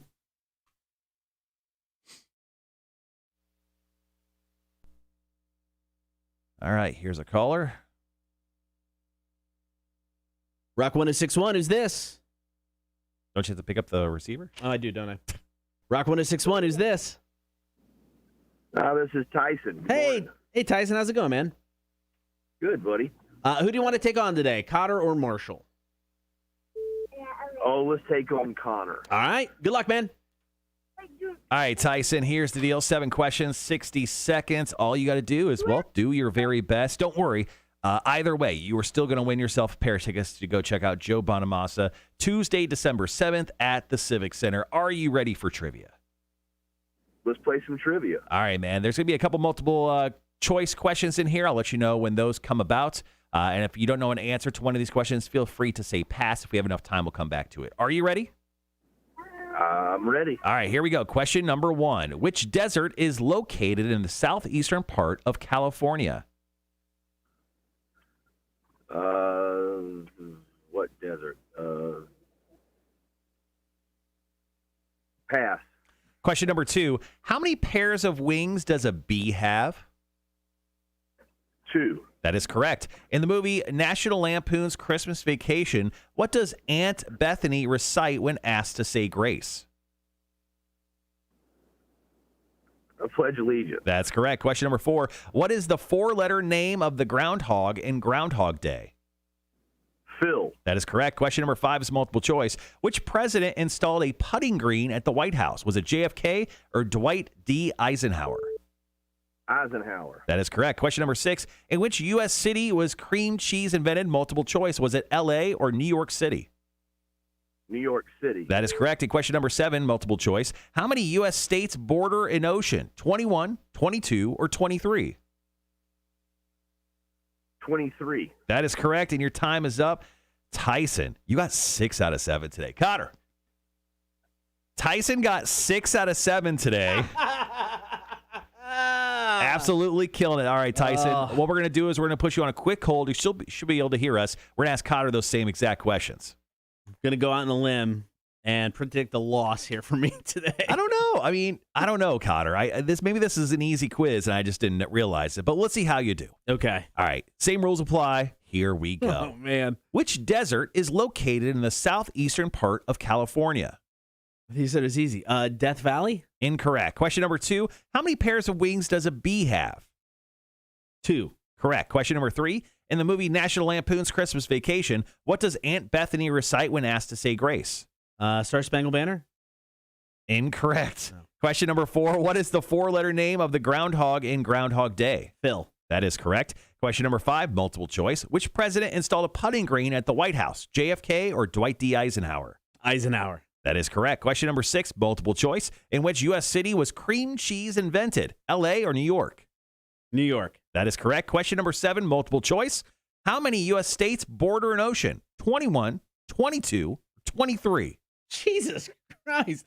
21. Incorrect. Cotter, you got 4 out of 6 today. Tyson with the win. Tyson. With the win. Let's go. Tyson. Yeah, baby. Good job, man. So how do you 6 out of 7 and you had some weird multiple choice ones? Yeah, I don't know. Tyson, my hat's off to you, man. Impressive. Blew the first one. What was the answer to the... What was the answer? What was the answer to the desert? The Mojave Desert. Oh. Ah. All right, Tyson, we got your information, right, Cotter? You got it? Okay, so what's going to happen is we'll call you after the show today, and then we'll get your information and mail you those tickets out. Okay, sounds great, guys. Have a great morning. All right, You thanks, too. man. Good job, man. All right, let's go ahead and go over the correct answers. Which desert is located in the southeastern part of California? That's the Mojave Desert. How many pairs of wings does a bee have? That's 2. In the movie National Lampoon's Christmas Vacation, which I watch like 4 times every single Christmas time, what does Aunt Bethany recite when asked to say grace? The Pledge of Allegiance. Oh, okay. Yeah, not the Star Spangled Banner. Question number 4, what is the 4-letter name of the groundhog in Groundhog Day? That is Phil. Question number 5, which president installed a putting green at the White House? That is Dwight D. Eisenhower. Question 6, in which U.S. city was cream cheese invented? That would be New York City. And question number 7, how many U.S. states border an ocean? 23. Oh, okay. All right, back at it tomorrow, 7:30. Are you smarter than a community college dropout? It is Cotter and Marshall, Rock 106.1. Coming up next, due to the week death match. All right, guys, we'll be right back with audio on the stream.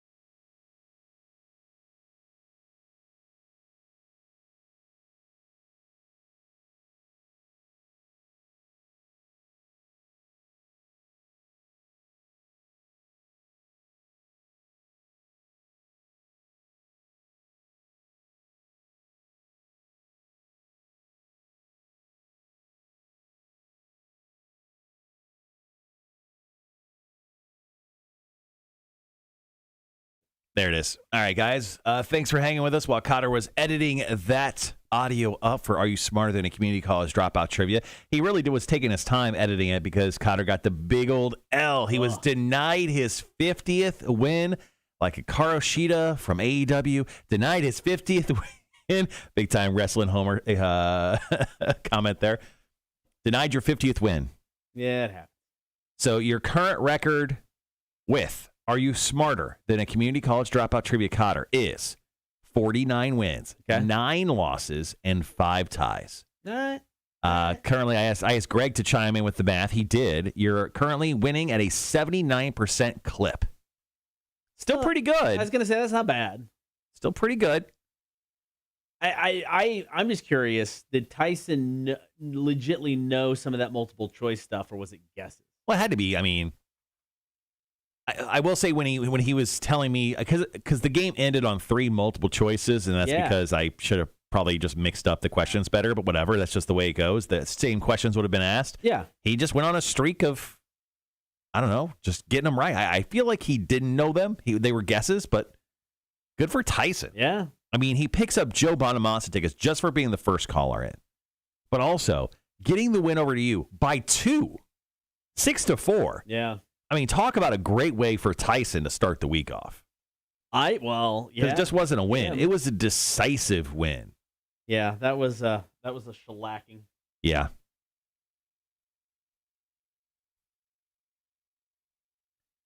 All right, guys, so we got a little bit of a break here. What we're going to be doing is playing back the trivia audio back for everyone on air here in just a moment, if it isn't already playing. And then after that, we go right into Dude of the Week. So Dude of the Week this week, it's going to be a story between more dogs, because we love dogs, some therapy dogs and cats, technically, over in Japan, and then another story about Maggie, the oldest baseball player in the world. Softball player. Baseball. Anyway. One of those. Yeah. Brett says, I think he guessed on the ocean question. Had to have, right? Had to have. Yeah, probably. Because I hit that one, I'm like, what the hell? I don't know. I wrote a bunch of trivia questions. Let's see. How many games do I have left? I've got two games left. People have been taking you on quite a bit. Obviously, since you announced your departure, so everyone wants to get the win over Cotter.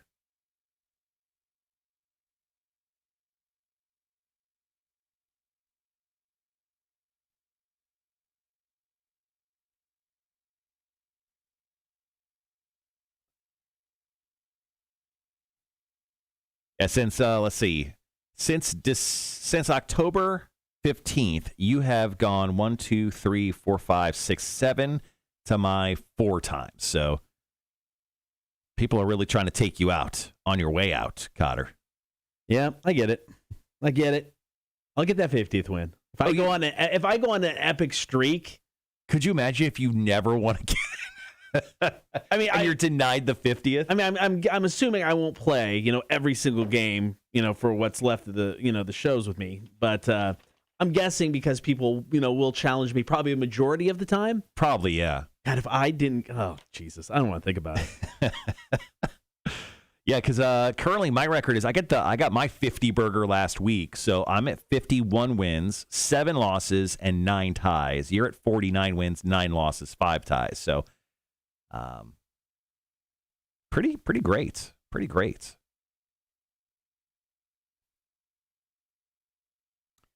So tomorrow on the show, I believe, there is going to be a special unboxing. Okay. Cotter, you don't have any idea what this is. No idea. But there is going to be a special unboxing tomorrow. Okay. During the live stream. Okay. For Horde members. We'll do it. The package should be coming in today. And we'll do it right around 8 o'clock. Okay. 8 o'clock tomorrow. Special unboxing. And it's something special. And that's all I'm going to say. Fair enough. And just to clear it up before you ask, I had nothing to do with it. Okay. Fair enough. Rhett, I thought the Braves had it last night at the Grand Slam. I did too, man. First inning Grand Slam, up 4-0. I'm like, it's over. Mm-hmm. It's over. They got this. Yeah. Nope. Could not seal the deal.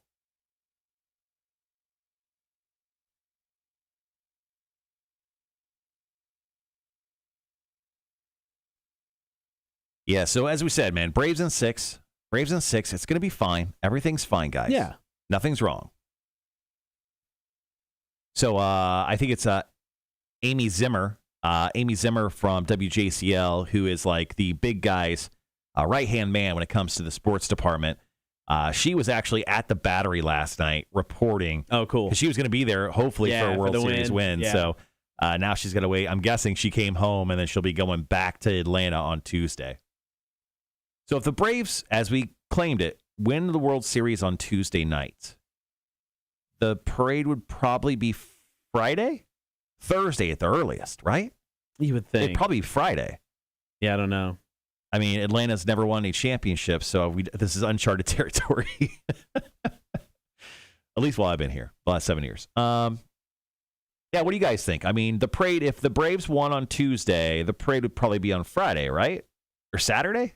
I mean, you would think they'd make it over either Friday or the weekend, right? To get the most out of it. Yeah, I think they'd probably do Friday. Yeah. Because all the guys are still in town. You want to make sure to get it. Yeah. It'd be a citywide holiday, basically. Yeah.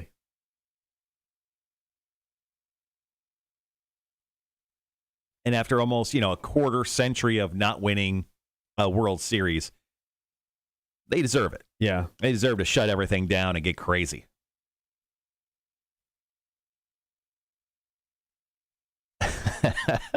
Rhett says that special unboxing tomorrow. It's a card from Cotter's mom with glitter in it.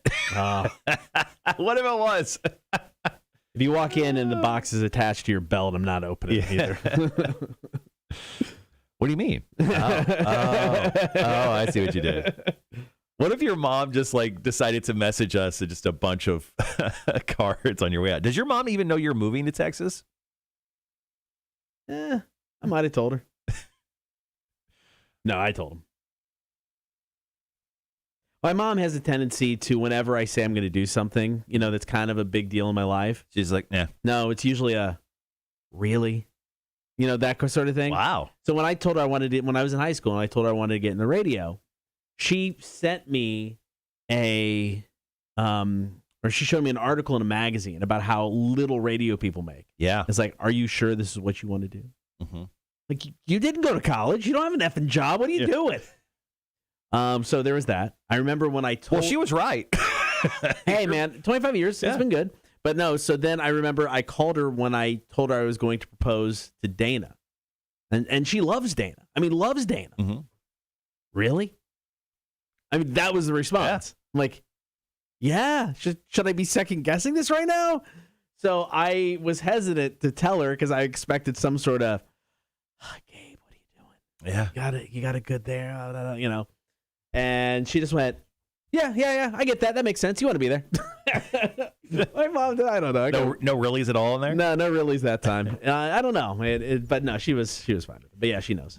Cam says, did you guys see the big guy tag the wrong Adam Duvall on Twitter after the Grand Slam? I did not. No. Which Adam Duvall did he tag? Was it a good one? How many Adam Duvalls are there? I'll check that out. Sadie says, I am not smarter than a community college dropout, and I'll be more than happy to take a humiliating loss against Cotter for a Ghost Pirates jersey. I want a Ghost Pirates jersey. Yeah, so do I. So actually, we got into a talk with Bob Arablo, the president of the Savannah Ghost Pirates, and the jerseys are still being made. Like they said they haven't seen them, but I talked to another guy with the organization who said they've seen the first version of them. So I got a feeling one of them is telling me the truth. So I ordered the hat like that night. Yeah, you ordered a Ghost Pirates hat. I did. With the eyes. So I ordered the hat, and it said, 5 to 8 business days. Sure. When I would get it. Well, I got a text as well. I'm going to find the text. I got a text as well, and it just basically said, it was an automated text from the order. Hey, your order's been received. Thank you very much. Oh, here we go. Thank you for your purchase. We'll notify you when it ships.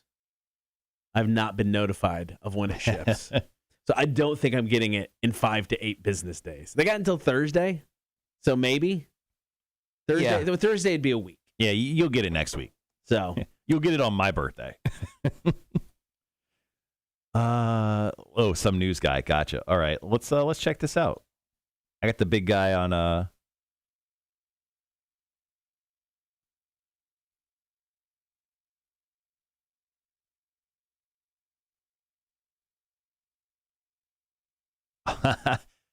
So the big guy accidentally tagged the wrong Adam Duvall. Adam Duvall works for the Peoria Journal-Star. Are you in serious? Peoria, Illinois. What are the effing chances of that? He is a news reporter for the PJ Star. That's funny. That's our hometown. That is hysterical.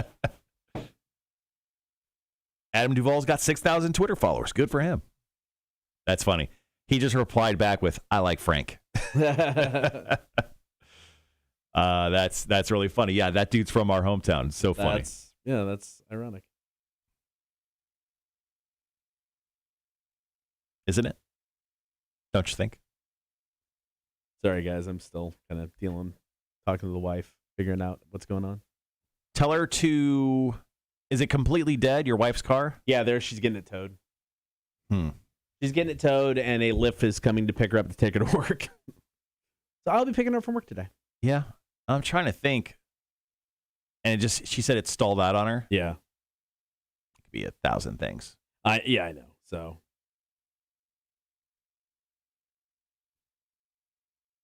So what's your budget for a new car? Well, it depends on what we were selling the house for. I was hoping to sell the house first, know what it was going up by us, knowing how much more we were going to make. Yeah. And then, buy a car from that way. So. And you've been in that house for 2 years, right? Yeah, 2 years. So you haven't really built up a ton of equity in the home. What our realtor said we could put it on the market for? Yeah. We'll do okay. Yeah. But, once they take their cut, we'll fees, still do okay. Closing fees. I mean, we expected to put it up for $30,000 less than what she said we should put it up for. So, we'll be okay. Sean says, new phone is learning the way I type talk. That's AI, man. Those phones are going to take us over. Phone's going to kill you one day, man. Just letting you know. It's going to kill you. Oh, Rhett actually has a great point. You should take your wife's car to Vic's shop. Rankin Transmission. They don't do a lot of things. I mean, they're literally a transmission shop. Yeah. So if it's an engine issue, they don't handle it. So if it's stalling out, could be an alternator. Could be a fuel pump. Hoping it's nice and simple. Because your wife loves that car, as we know. She, seriously loves that car. Power rank things your wife loves between you, the car, and sweaters. I would say sweaters, car, me. No, so I'll go sweaters, me, car. I'll go above. Giving yourself a lot of credit there. Yeah, she loves sweaters. She's always cold. Yeah, and so when I was in Texas for my vacation, she shot me a text, and she was thrilled that she bought new sweaters, and she bought like 5 new sweaters. She has enough sweaters and wears them throughout the week. When we do laundry, they have their own load. I think I've seen your wife wear a short sleeve shirt maybe a dozen times. Yeah. Most of the time, it's a long sleeve sweaterish shirt. Yeah. She's just always cold. Tony goes, is this a Stacy issue? Does it have gas? That's funny. I hope that's not, or if that'd be fun too. That would be hilarious if the car was just out of gas. I'll take that. I'll take that 100%. My wife and I really have a deal right now. It's because of this whole moving situation and her staying here and trying to find a place to live. It's kind of like anything she wants at this point in time. I just go okay. Oh, okay. So you know what? If it's the gas, that is fine. I won't even make fun of her for it. All right, I've got to call Meineke real quick. Let him know the car's on the way. I'll be right back. Okay.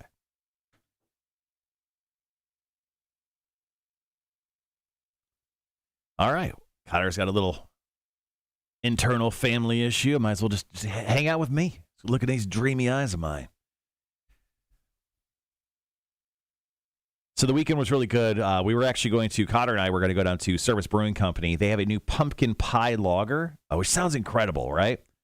Apparently, they brewed it too good because apparently the stuff that was in the beer was clogging their beer lines. So they actually had to take the beer completely off a tap, at least on Friday. I don't know if it ever went back on tap over the weekend, but I would really love service people, if you happen to be watching or anyone who knows service people, to hit us up and let us know if it's there. Maybe bring it in to the radio station. That'd be nice.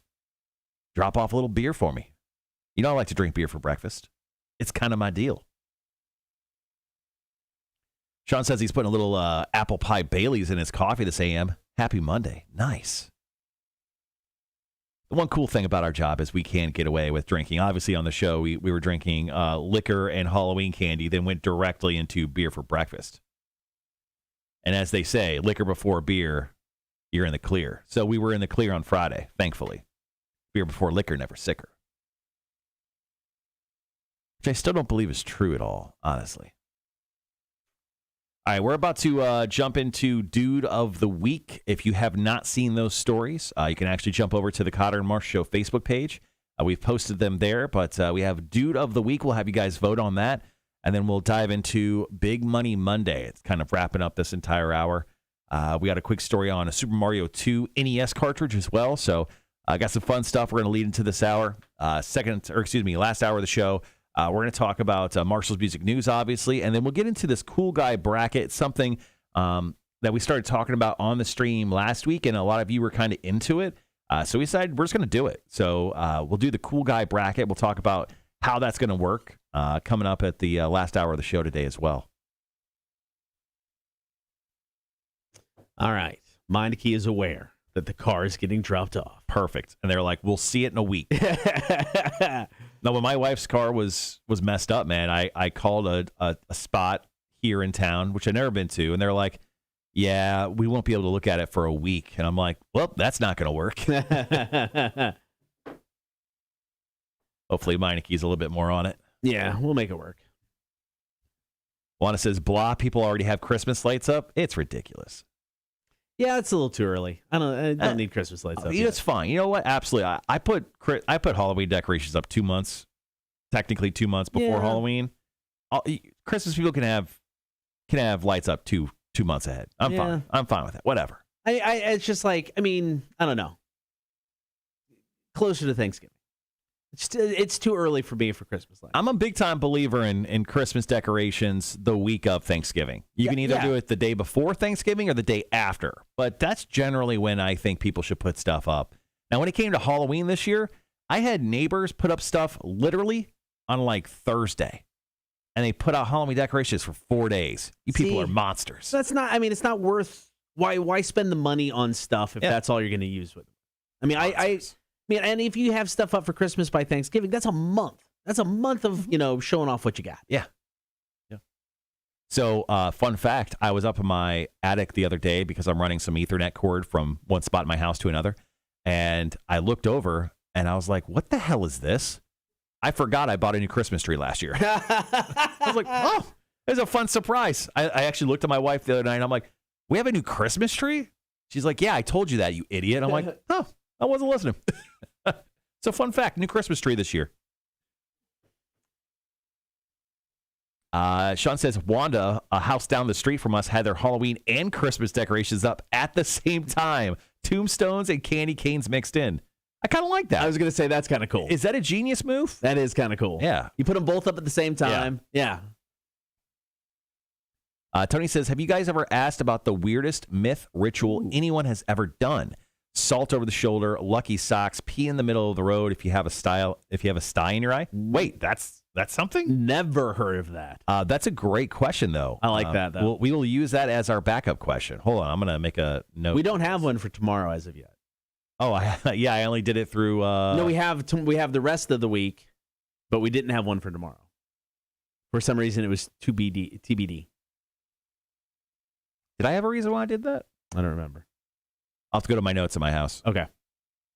What up, T.A. Grindle? Morning, you two sexy bitches. Best morning show in Savannah. Love you.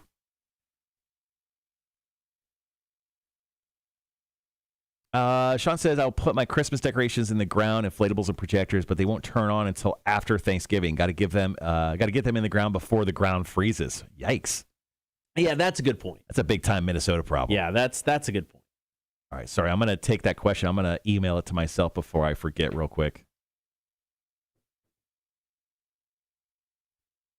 The great news I got over the weekend. So we bought a new Rock 106.1 vehicle almost 2 years ago. Yeah. It is getting wrapped, I think, before the end of the year. Oh, sweet. So got a little word on that over the weekend. So that was exciting to hear. See, it was just waiting on me to leave. So I needed you out of here. We didn't have to put the show logo on it. Let's see. Wanda says, Tony was at Home Depot and bought the Mandalorian blow-up for Christmas because he was worried they were going to sell out. Trust me, they are going to sell out. But, man, Christmas went up early this year. Ridiculous. All right, got about 2 minutes, guys. Once again, too, we are doing Big Money Monday here in about 30-ish minutes. Yeah. So if you want to, go ahead and get it in.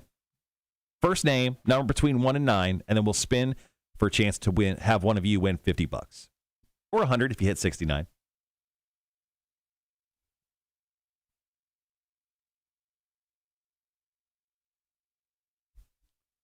So I have one giant inflatable for Christmas that we put up in my yard. I have an astronaut Santa Claus that I think we used here for a Christmas event. Yeah. But I just took it. Sure. So I use that up in my front yard, but that's the only Christmas decorations I put up on the outside of my house. Yeah. You put up anything? We did. We hung lights last year. Years ago, I stockpiled stuff, and we were like, we're gonna go gaudy as hell. Just into gaudy, and we did. And then just with moves, a couple moves, we were like, I can't keep transporting the Christmas stuff. So we've got lights. Well, I mean, we obviously won't do anything this year. But at least we'd put up lights last year. Yeah. Nice. Yeah, I had a house one year that you could literally, as soon as you turned on my block or on the street that it was on, you could see it from blocks away. And it was like, awesome. I loved it. Clark Griswold it. Yeah, that's awesome. I loved it. So there's a house on my street. It's not lit up unless it's Christmas time, but these people have like a light up cross. And it's just always on the front of their house. Really? Yeah. I mean, my wife and I will go out for walks and stuff, and it's like, it's always out there. All right, guys, be right back.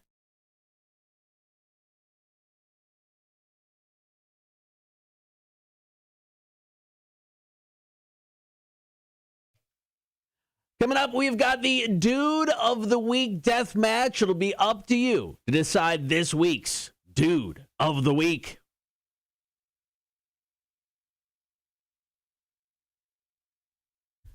Good morning. Thank you for hanging out. Cotter and Marshall Show. If you haven't done so already, hop on the stream. Facebook, YouTube, and Twitch. Hang out with the Horde this morning. While you're there, be sure to give us a like, follow, and subscribe as well. Of course, right now we got to get to something called the Dude of the Week. It's time for the Dude of the Week deathmatch on the Cotter and Marshall Show.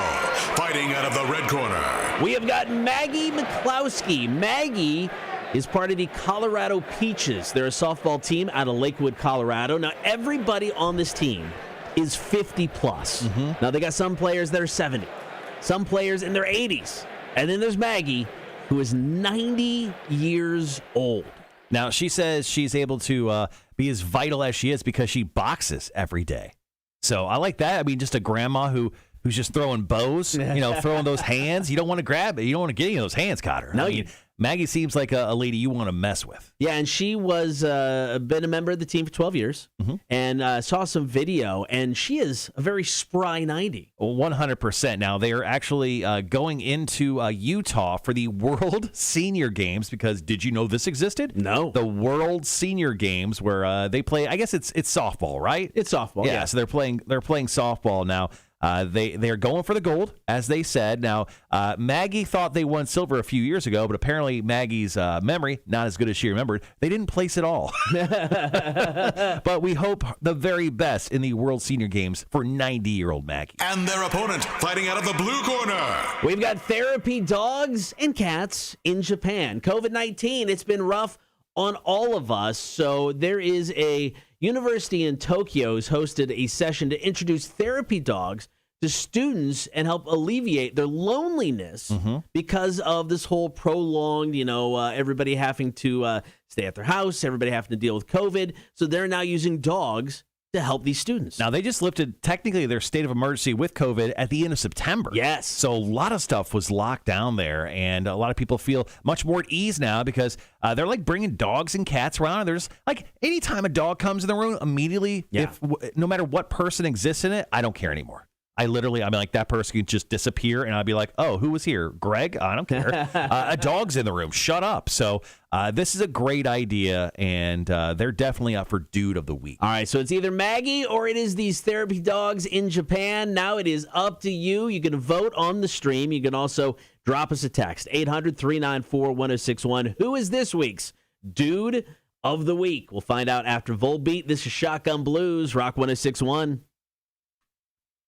All right, guys, go ahead and let us know who should be the Dude of the Week. Should it be 90-year-old Maggie, who's out there trying to hit dingers? She's not. Or is it this amazing group of folks in Japan, university in Tokyo, who's bringing out little dogs and kitties for people to pet to ease their anxiety? So just write down Maggie or dogs for Dude of the Week. Let us know who you are voting for. Morning, Mac. A lot of people are still talking about Christmas, when to put lights up. Rhett says, we built our house in 2017, and as it was built, I had a plug put on the roof specifically so I could plug Christmas lights into it. Dude. Nice. Genius. That's awesome. Everyone's like, that's really smart, Rhett. Yeah. Sandy goes, I used to put up Christmas decorations after Thanksgiving, but at International Diamond Center, we're balls to the wall starting mid-November. So now my Christmas decorations go up on Thanksgiving Day because it's my last day off until Christmas. I get that. Let's see. Max says the doggies Japan. Holly says doggies. Once again, guys, let us know who you want to vote for Dude of the Week. It's between Maggie or those doggies.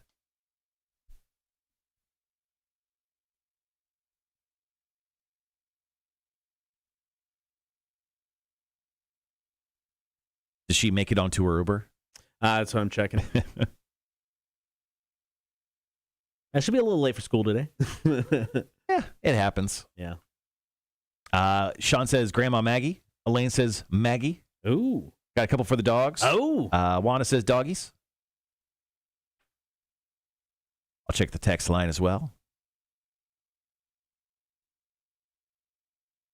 A lot of people getting their names in for Big Money Monday, though. And guys, while we were got a few minutes here, if you have any questions for the Magic 8 Ball, hit me up. Hashtag Ask the 8 Ball with your questions for the week leading into it. I got one. Will the car that my wife spent $100 to have shipped between CarMaxes be the car that she buys? I don't want to ask again later. I'm asking now, you mother. Don't count on it. Son of a bitch.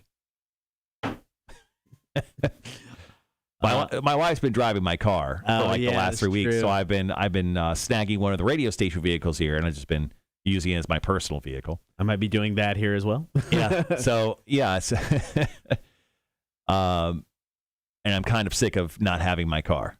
But after not driving my car for a couple of weeks, I got in and drove it yesterday, and I can confirm I don't like it.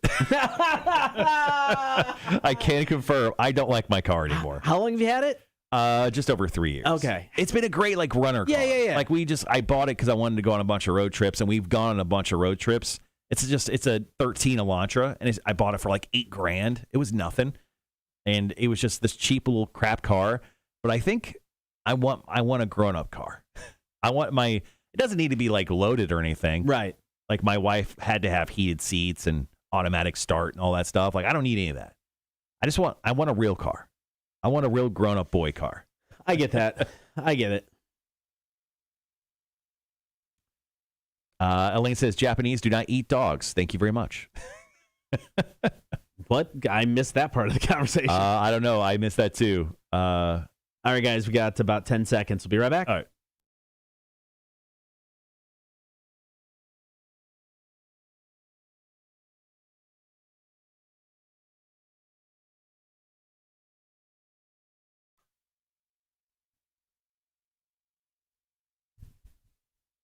We're battling out the Dude of the Week death match. Up first is Maggie Mccloskey, 90 years old, the oldest player in the Senior World Games when it comes to softball. Her entire team is 50-plus. Got some 70-year-olds, 80-year-olds. But Maggie, who's been on this team for 12 years, is 90 still out there playing. Yeah, I mean, she claims that boxing has helped her keep vital and in shape. Now, Cotter, a quick question for you. You have to be 50 years old or older to play on this team, how weird does it feel that you're only 5 years away from being able to join? 40 wasn't a big deal for me. Yeah. 45 wasn't a big deal for me. Yeah. 50 is going to be weird. Yeah, it's gonna be a. I don't think bad weird, but I think it's going to be weird. Well, if it means anything, you'll be able to join an old woman's softball league. So good for you. You got that to look forward to. Something anyway. And the other option, therapy dogs in Japan, helping out people dealing with the COVID-19 crisis. The winner and this week's Dude of the Week. It is 90-year-old Maggie Mcclowsky. It was close. Good old Maggie. But out there, and like I said, if you watch the video, she's getting it done, man. Yeah, I mean, she's literally boxing the camera. You know, she missed a couple throws to her, but no big deal. She just kept going, oh. And sail over her head. Oh. I'll get to it eventually. It's fine. All right, we've got coming up right around the corner here is Big Money Monday, your chance to win some cash. But coming up next, speaking of cash, Super Mario Brothers 2, an unopened version of the game sold for big money at auction. We'll tell you what it went for coming up. Cotter and Marshall, Rock 106.1. Andrew says, douche of the week death match. That one guy that left 106.1 after getting his own morning show. That's fair. I think he said that you won that. Congratulations on winning douche of the week. Thank you. Finally, I won something. I expect it was literally a participation award. You didn't win much. I expect my plaque sent to the radio station. I hope it's just Andrew. If you could just send like that, you did it like award. Yeah, the honorary award that everyone gets. Woo-wee. All right. Now we're jamming into the show. Like, I'm starting to feel the vibe of the show now. Like, yeah. We're getting into it. I was very tired. I woke up at like 3 a.m. for no reason. It was like one of those things where I suddenly became awake and I was like, go up, get up, go pee real quick. I looked at my phone real quick and it was 3:13 a.m. And I'm like, son of a bitch. I'm like, I still got almost 2 hours to kind of lay down, but I was still upset that I was even aware of being alive at that point. Yeah.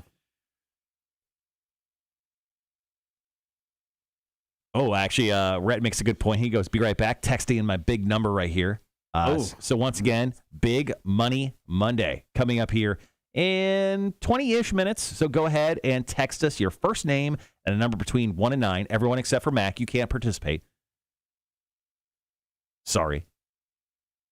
And then we'll randomly choose one of you to roll for. If you hit number 69, you win $100. If you hit your number at all, you win $50. Sean said the douche of the week trophy should just be a toilet seat with "good job, you did it" scrolled on it in Sharpie. Yeah, that's good.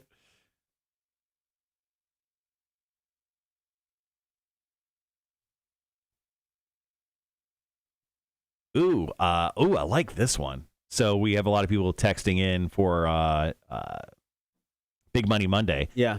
Cam just texted and goes, I'll take the number 6 as in the number of games. I'll take the Braves to win. Ooh. I like that. Man, the Braves better fucking win tomorrow night. If it goes to Game 7, I am going to watch the game and have the largest amount of anxiety probably I'll ever have in my life because I do not want the Astros to win the effing World Series. If you're, like I said, if you're not in Houston, nobody wants them to win. Mm-mm. Not even close, man.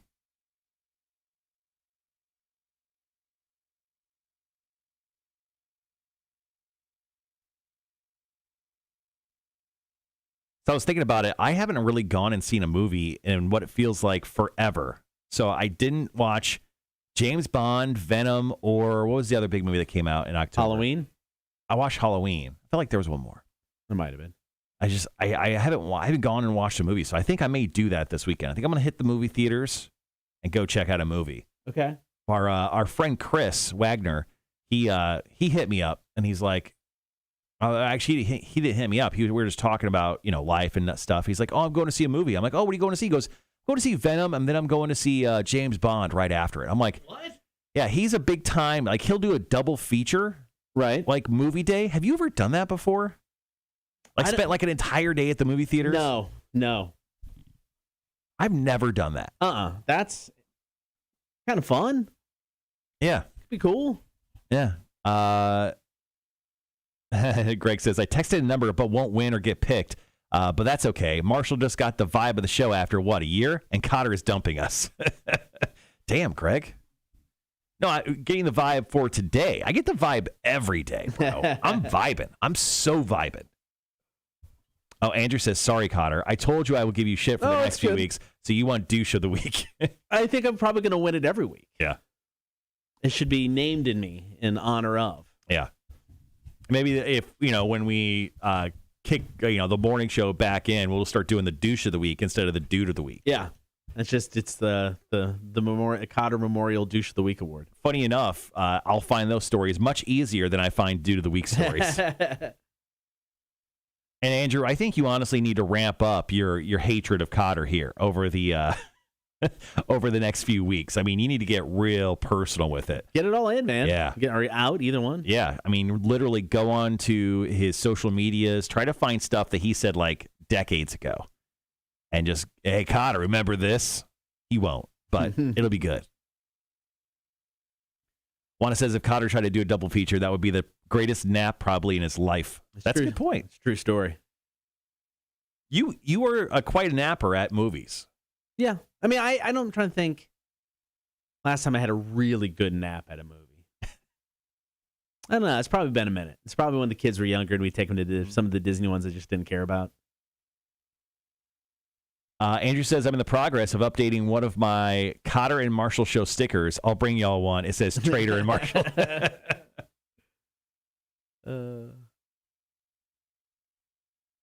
6 minutes. Greg goes, geez, Cotter won douche of the week. Who was the competition? Alex Shoot 'em Up Baldwin? And you still won. I said, hey, you know what? Sometimes you just got skills, man. Sometimes you're just great at murdering people, and then you're Cotter. Excuse me, I was choking on my water there. All right, coming up next, we have this quick story about Super Mario Brothers 2, which once again just reminds me of the story that my mom bought me Mission Impossible on the NES and then forgot to give it to me for like 2 years and then found it in the attic.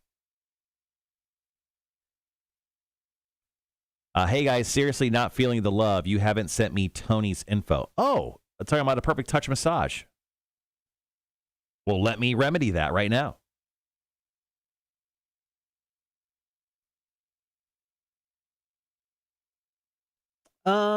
We may still have some stickers floating around, Wanda. I'll check and I'll let you know.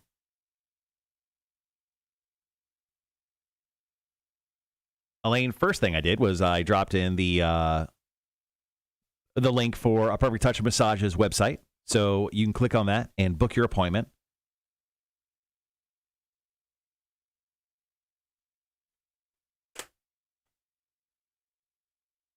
There is a person at my front door.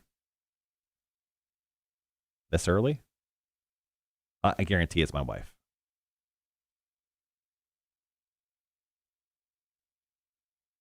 Yeah.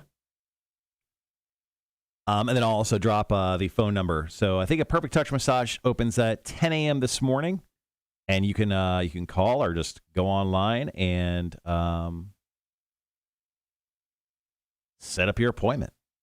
I need to set up my appointment. Sometimes you got to treat yourself. Get yourself going every morning.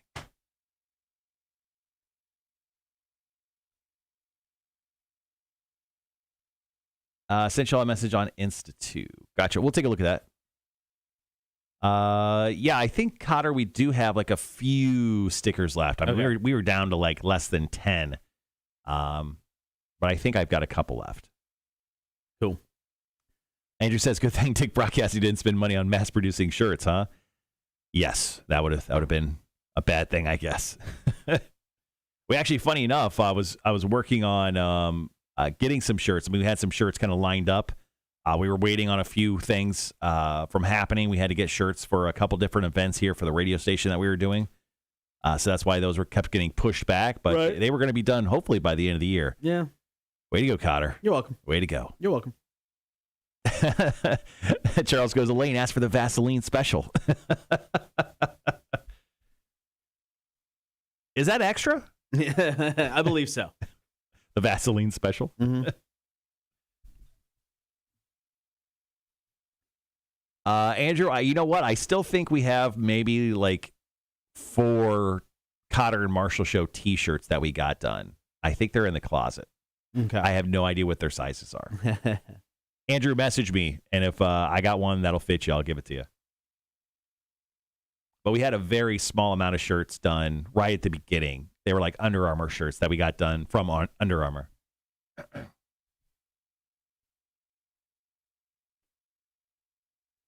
All right, 2.5 minutes. Going to get into the Super Mario story. Big Money Monday.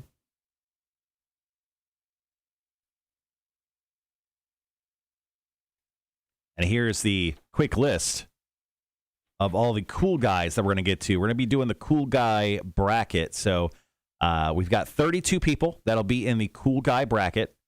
And we're going to start knocking down and finding the ultimate cool guy with your help. So we'll talk more about that top the 9 o'clock hour and how that's going to work. All right, the smelling salt's wearing off. You want to hit another smelling salt? I don't know. I don't know if I need 2 in one day.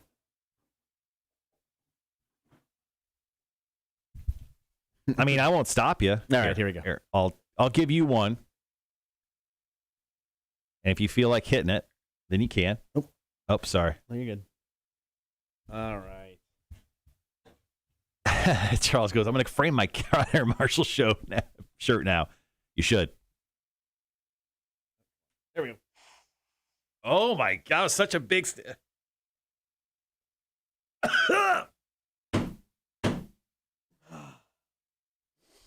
Oh, that clears the sinuses. That's a lot of stuff. Holy Christ. That is a lot.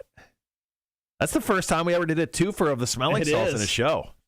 You guys know we're running real ragged if we're hitting the salts twice, baby. Let's go. Woo. Yeah, I bought it for $20, like a whole bottle of them, but yeah, these will get you going. A respiratory stimulant for inhale only. What did you snort it? What the hell else would you do with it? 35% alcohol, 15% ammonia. What's the rest of it? It stops there. All right, got about 20 seconds, guys. Be right back.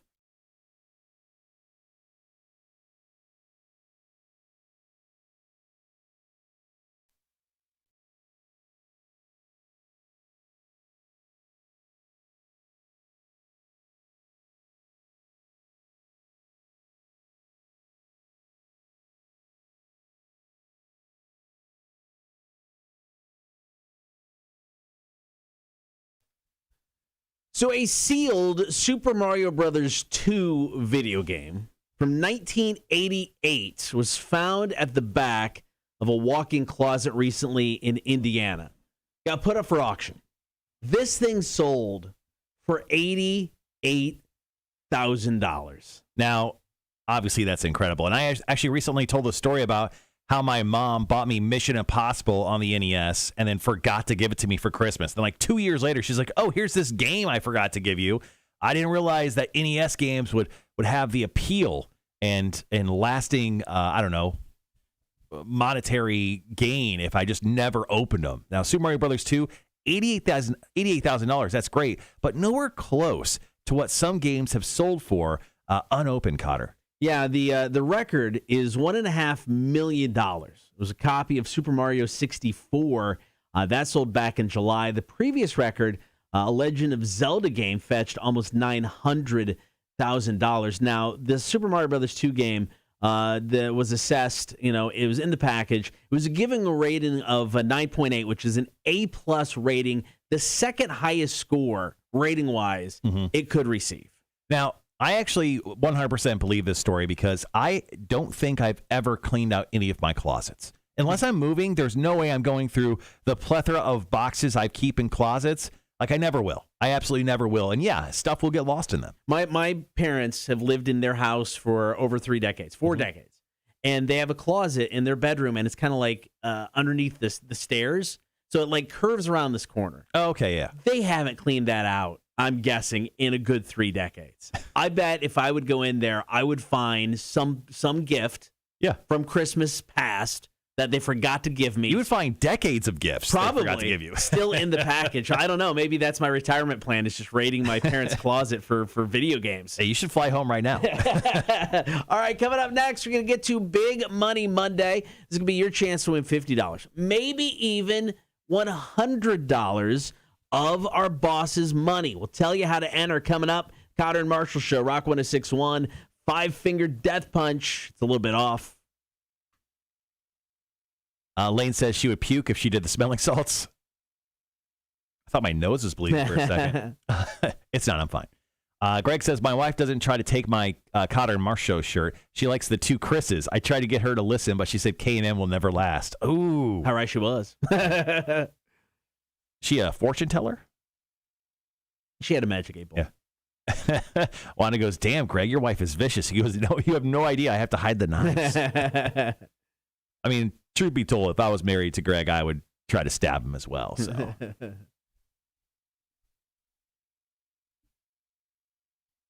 Although we've had an opportunity to meet Greg's wife, very nice lady. She could do better.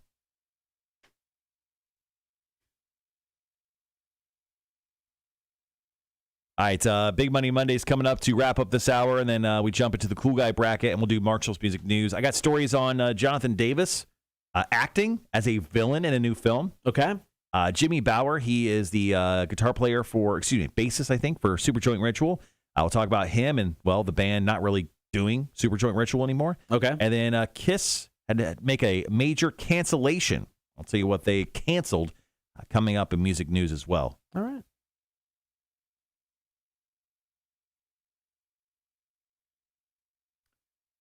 Rest even if I had one of those NES games, I would not even know how to start to get it to auction.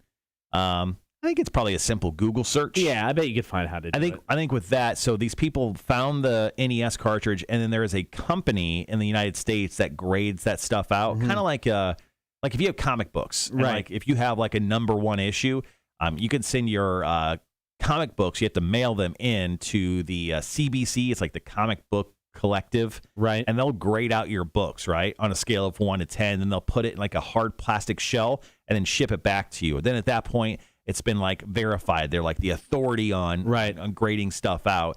And probably after they got their video game graded out, probably by the same company, really, it assessed its value. And yeah, $88,000. I mean, they bought that game for $49.99. It's how much video games cost back in the day. Yeah, that's crazy. What up, Mike? Good morning. Yeah, I kept like all the boxes to my video games. Right. So like I love The Legend of Zelda, so I have like a little Zelda shrine or whatever in my house. I still have all the boxes to my Nintendo 64 games because that's when I first started like playing video games, like right around that time. Like I was too young, or I didn't have enough money for NES or Super Nintendo, but I have like boxes to all my Zelda games from then. So I have all that stuff still. Okay. I don't know how much value that actually has, but I remember that I went to Kmart and ordered the special edition of the Ocarina of Time from Legend of Zelda, and has a gold foil on the front. Oh, wow. Apparently that is valued higher than like the regular version. Yeah, makes sense. Yeah. Specialty. Yeah. And I was like, it's a first edition copy, and apparently there was like a misprint in the instruction manual, and apparently that also heightens the value if you have that. Wow. So. Okay. Nice. Matt goes, I popped back on when I said I kept all my boxes. My ears perked up, and then you said video games. Oh, because you're moving. That's what Mac meant. Gotcha.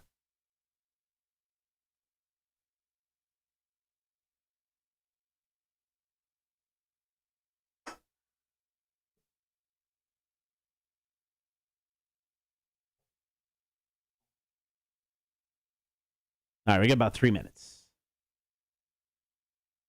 Perfect. What do you got going on after the show today?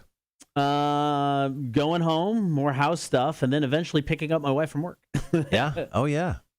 What time does she get off work? I got to be there about 4:15. Okay. She goes, be there at 4:15. I will be ready to go. I'm like, yep, okay. Elaine says, is anyone else refusing to turn on their heater and freezing right now? So my wife asked me last night, she goes, what's the weather like over the next week? Because I'm apparently the weatherman. She doesn't know how to open the app. We're going to have lows in almost the 30s next weekend. No, I don't like this. So today and tomorrow we're like 75 degrees. Perfect, right? Right. So Wednesday, we're 70. Thursday, 68. High Friday is 59. Low in the mid-40s. And then we bottom out on Sunday. High of 63, low of 39. Jesus. Yeah. It's going to be freezing. So I bought my wife a what's it? A robe, like robes in the morning. Yeah. Like in the morning, my wife will put a robe on and she'll like let the dogs out and get everything ready because obviously I'm here doing this. So I bought her for wintertime a blanket robe. It is a very heavy, thick robe that goes from like head to foot that also has a hoodie on it. Right. I don't know what she was expecting when I first gave it to her, but she loves it now. She's worn it every single day. That's awesome. She literally just wears a blanket.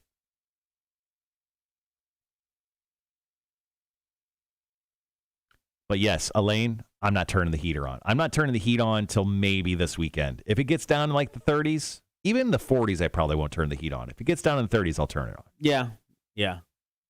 Mike says, I have a huge Funko Pop collection, and one of my Funko Pop Spider-Man black lights is worth over $200. My friend Morty collects Funkos too. He has some Funkos that are worth over $5,000.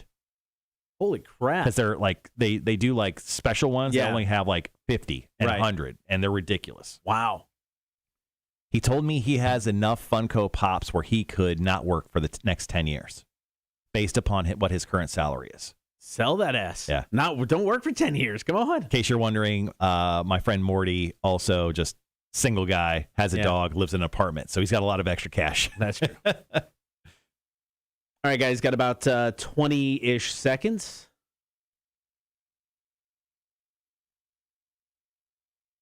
Talking Big Money Monday. Make sure to get your numbers in. All right, guys, be right back.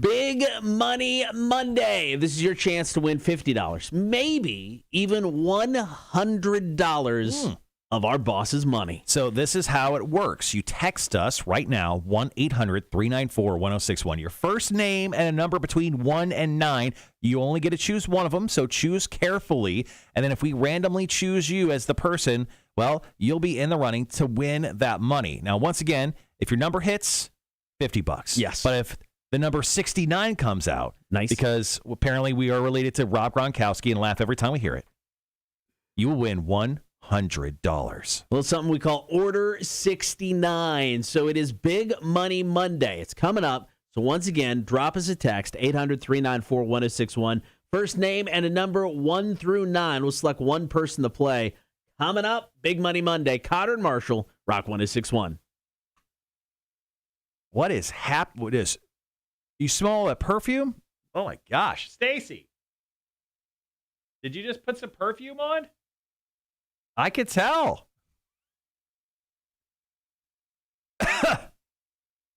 Are you sure? Jesus Christ. I feel like it's in my mouth. 3. There's no way that was 3 sprays. Yeah. I feel like a perfume bomb just went off in here. Jesus Christ.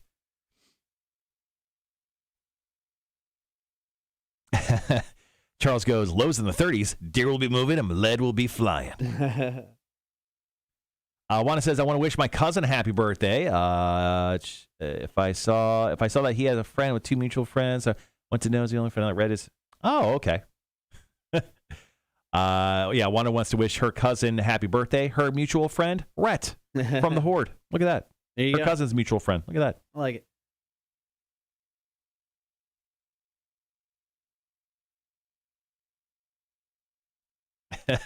Lane goes, you save that sound. I feel like that's in my mouth.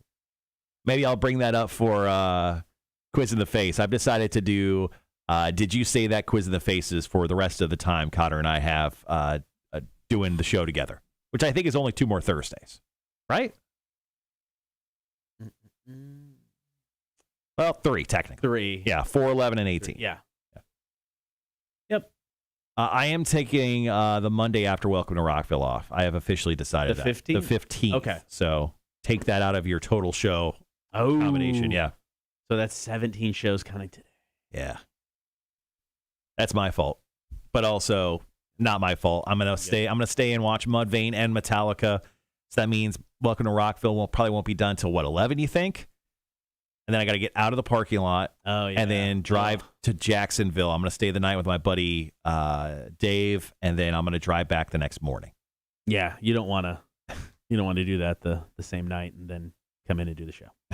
Andrew says, no days off, quitters. I'm not quitting. I don't know. Sounds like you're quitting. I'm in lieu going to be, I have honestly no idea what I'm doing. I'm pretty sure I still work here. It'd be funny if they were just like, oh, well, you're leaving too. No, I didn't say it. Well, I just thought because you're with Cotter. I'm like, I no. It's funny. So I was going to post the link to the actual, announcement for the job.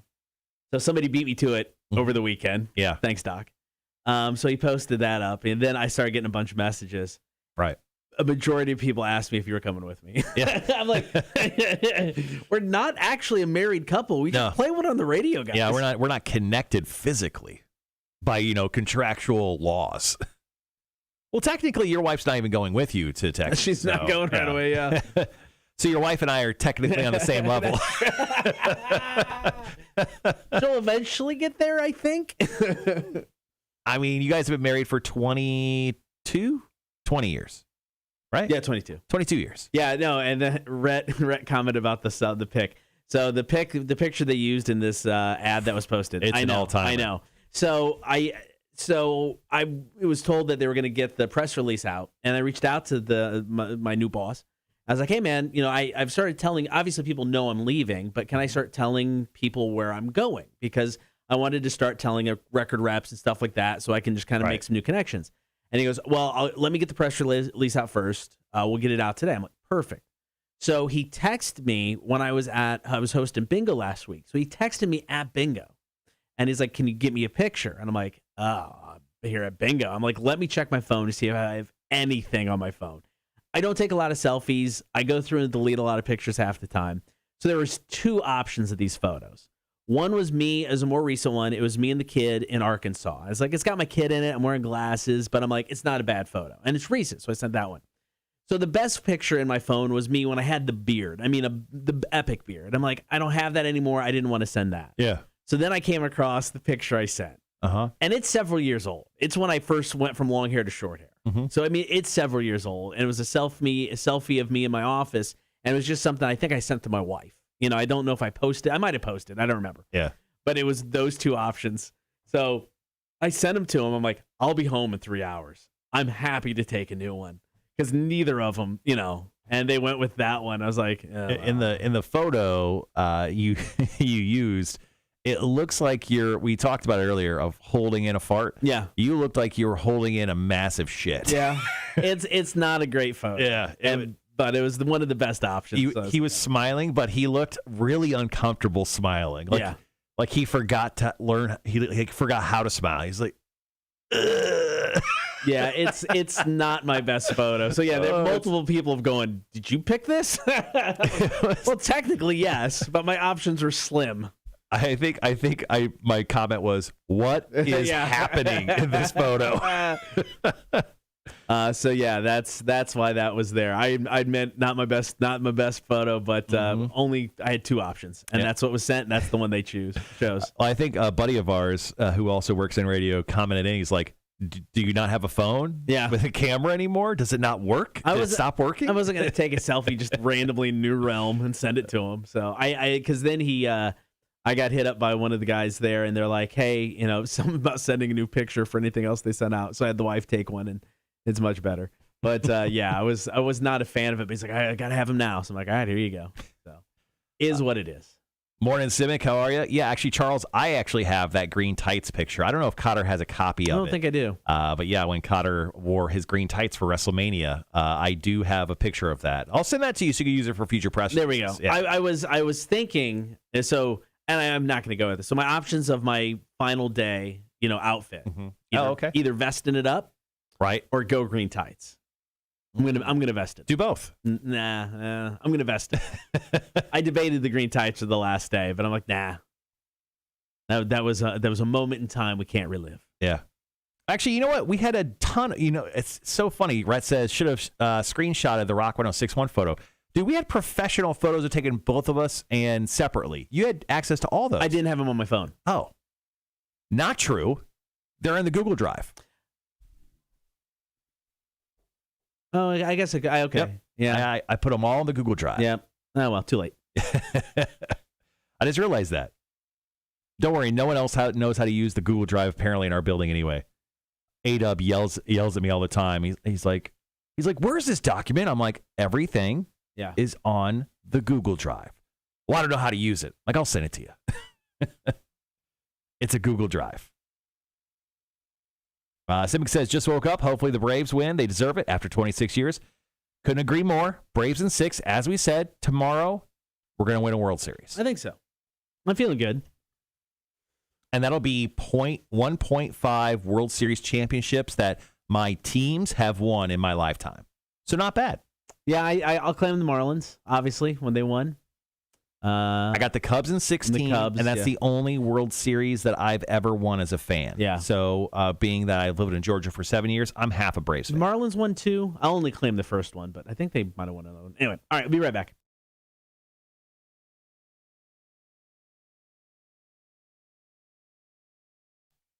Coming up in just moments, Big Money Monday. That means you still have time to send us a text, 800-394-1061, with your first name and a number, 1 through 9, could score you $50. Now, speaking of money, first of all, full disclosure, I still don't understand cryptocurrency. But I guess there is It's cryptic to you. It's very. I guess there's a jokey cryptocurrency. Mm-hmm. It's called Shiba Inu, and it tripled its value this past week. And some unknown person has an insane amount of money because they invested a lot several months ago, and it just has skyrocketed since. Yeah, once again, cryptocurrencies, they're beyond the capacity for us two older gentlemen to understand. But I understand their money. Yeah. And I understand it's digital money. But once again, really past that, I don't understand the process of it. Now, a lot of people have created their own cryptocurrency lines. I think Gronkowski and DJ Aoki, they've created their own line of cryptocurrency. Obviously, the most popular ones are like Bitcoin, also Dogecoin, which is what Elon Musk is kind of backing as well. But this is called Shiba Inu, which is a name of a dog, but that is the cryptocurrency. That's what it's called, Shiba Inu. And this dude had bought, when it first came out, $8,000 worth of it. Now, currently, here's the funny. So currently, it is worth less than 1/10,000th of a cent. So it is worth next to nothing. But that's more than it's worth, several months ago when this guy bought it at $8,000. Mm-hmm. Just recently, that value skyrocketed to $6 billion. For this guy who owns $8,000 worth of this joke cryptocurrency. Now, apparently, he does not have access to it. Yes. So you can, I guess, go, and once again, cryptocurrency is weird. You can see people's crypto wallets, but you don't know whose it is. And once this hit $6 billion, nothing happened to it. Nobody went in and sold anything off. Nobody traded anything out. So now everybody's starting to wonder, can he even get into his account? Did this person die randomly? There's so many. $6 billion. Could you imagine just months ago, just I'm just going to throw in $8,000 just for the heck of it. People have that kind of money. It's kind of not me. I work in radio, but $8,000 for some random cryptocurrency, and suddenly you're a billionaire overnight. Now, the value of this cryptocurrency has gone down a little bit, but this guy still has about $4 billion worth of cryptocurrency from Shiba Inu. So I mean, I could only imagine what I would do if I just realized one day I woke up and I was suddenly a billionaire. Now, I guess the biggest question is, how do you cash that out? I mean, it's not like you're going in. It's like, I'll take $6 billion in ones, please. I mean, how do you cash out? I think you sell your currency to other people. Yeah, I don't know, man. I don't know. It's like, I hope this guy didn't lose a password and he's just sitting there trying to crack it like every day. It's like, I don't remember what it is. Crying himself to sleep every night thinking, I'm a billionaire. In name only right now. Well, I mean, how about this? Let's do something that's not cryptocurrency based right now. Let's give people real money, real dollars, Cotter. I like it. Big Money Monday, your chance to win $50, maybe $100 of our boss's money. So we're going to go with Donald today. All right, Donald. He selected the number 4. Okay. So if 4 hits in any way, shape, or form, he's going to score $50. But if 69 hits, thanks to Order 69, he's going to score $100. All right, so let's go ahead and obviously spin this very high-tech wheel that we bought from Amazon for $16. And if his numbers hit, Donald's number 4 hits, $50. Order 69, he wins $100. Let's see how this works, Cotter. I'm very nervous. Let's do it. I forgot to get the money gun out, okay, just in case we hit. Just in case we hit. All right, here we go, Cotter. Looking for the number 4 or 69. Cotter, today we have 26. Ah, dang it. Sorry, Donald. Sorry. Your chance to score with Big Money Monday happens next week around 8:30. So be able to get that name and number in. Coming up top of the 8 o'clock hour. Last week we talked about it on the stream. We're going to put it all together with the Cool Guy Brackets. We'll tell you about it after 9. Cotter and Marshall, Rock 106.1. Cam's very upset you didn't choose him. He said 6. Braves in 6. We could have won money. Sorry. If you would have chose Cam.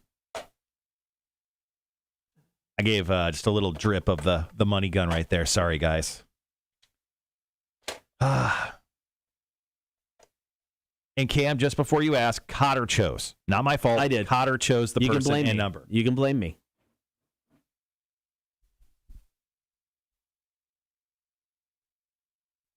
Update. My wife is at school.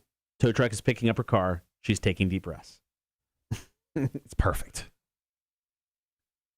All right, guys, once again, we're going to talk about this cool guy bracket. We started just BSing about it on the live stream last week, and Cotter and I just decided we're going to do it. So what we'll do is we'll talk about it, talk about how it works, then we'll go over who is actually in the cool guy bracket. And then after the show today, we'll what's the word? We'll not rank them. Yeah, rank them. Yeah, we'll seed them. Yeah, we'll seed them. And then we'll get into the cool guy bracket starting tomorrow.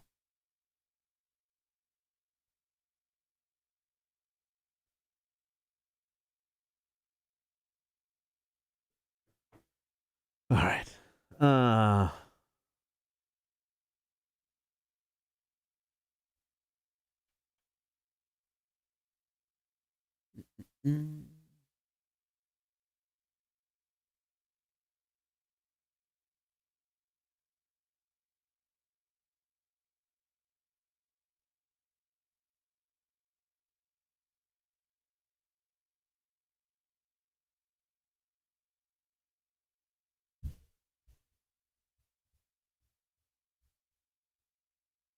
So the NFL trade deadline is tomorrow. So there should be some trades that happen.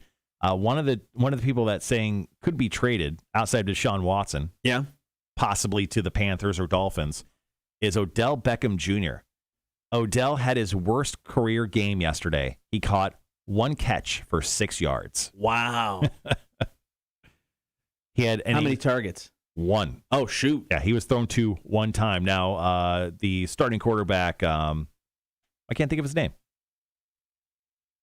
The starting quarterback of the Browns is out currently. But yeah, good Lord. Holly, we played for Don. He chose number 4, and he did not win. Yeah, so I hope the Bears are trading people away. We're so bad. We're like 3-5. I want us to trade everyone. Pull a Cubs and just get rid of everybody. Yeah, let's do a reboot. I mean, the coach didn't even show up this week. He had COVID. So, he's an idiot anyway.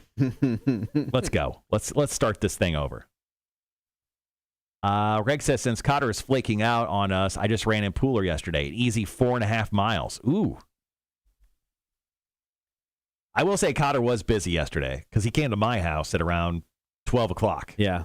So next few weekends will be, because, I mean, we painted on Saturday. We started packing. We got a storage unit to put stuff in on Sunday. This weekend it'll be more packing. We are going to go out with some friends on Saturday. I'm not sure when that's going to happen, but we're going to do that. And then, I mean, every weekend is just going to be getting stuff ready. Yeah, we just got to pack. So I was talking to a buddy of mine, and he was talking about moving. And I go, how is the moving process for you guys? He goes, we do it the day before we have movers come. He's like, yep. He goes, I don't like to live in a world where we have boxes. So we literally wake up early one day and we pack an entire house in one day. And I'm like, that's incredible. Wow. One, too much stress in that. You're stressing it, you can get it all done in enough time. Yeah. I just like, I don't want to, that's a lot. That's a lot in a day. So we're just going to, I'm like, when I get home today, I got some boxes from you, got some boxes from Voodoo Jack.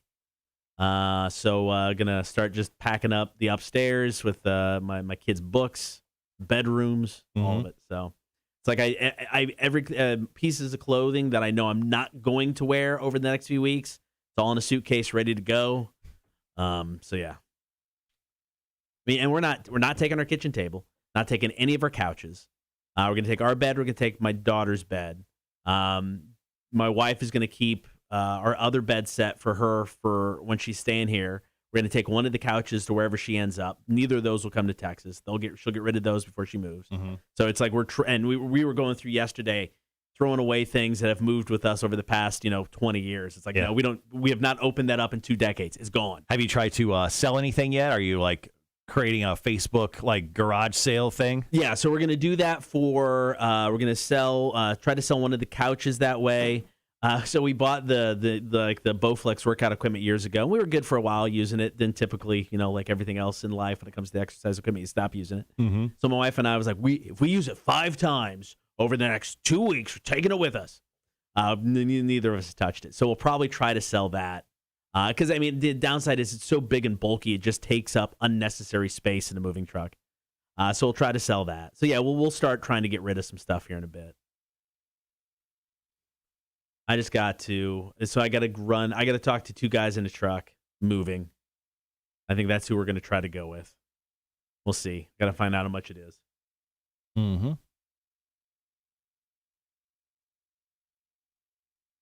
I'll do that, Wanda. One of them's from the 60s, and we won't sell that one. That's the one Dana's going to take with her, and we'll just give that one away if anybody wants it. If not, we'll pitch it. But I'll send you a picture of the other one.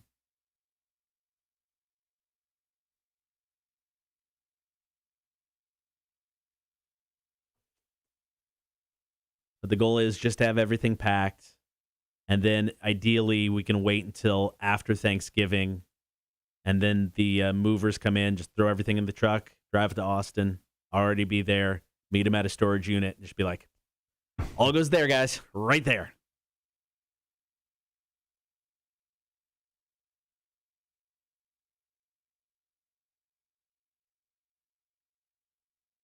All right, guys, one last hour of the show today. Once again, Cool Guy Bracket. We'll jump into some Marshall's music news on the show tomorrow. I'll be getting quizzed in the face, courtesy of Cotter. After Tuesday, what else is on Tuesday tomorrow? Oh, Torture Tuesday tomorrow, Cotter. Yeah, maybe.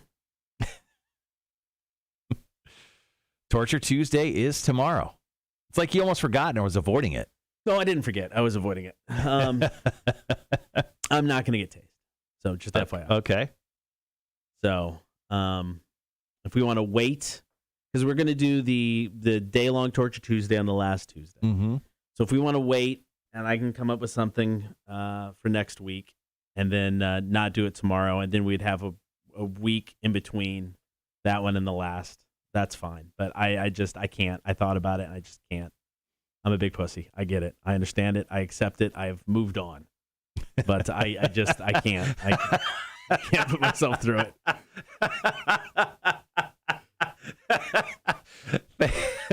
I thought about it. I'm a pussy. I accepted it. And I'm moving on. It's the truth. Wow. That. Wow. I don't know why that was so funny. I'm a pussy. I've accepted it. I'm moving on. Good Lord. All right. That was very funny. Okay. Well, we'll need to figure out some things, obviously, after the show today then. Yeah, we'll figure it out. To get it all moving. Oh, shit. That was funny. That was like unexpectedly funny. was not ready for how funny that was going to be. It should be. I should be pissed about it. No, I should be upset. I'll take all the shit everybody wants to give me. I get it, but I can't. I can't do it. I'm not emotionally ready for that. Elaine goes, that's a great clip. I'm going to do that for Quiz of the Face this week and see if he gets it wrong. I'll be like, all right, who said this? I'm a pussy. All right, let's move on. Too funny. All right, well, we'll figure it out. Don't worry, we record everything. Everything we say is on and off the air is recorded right here. Elaine says, how about putting your hand in leeches for Torture Tuesday? Where would we get leeches, actually, is the better question. Yeah, I know. Does leeches hurt? I don't know. I've never had a leech.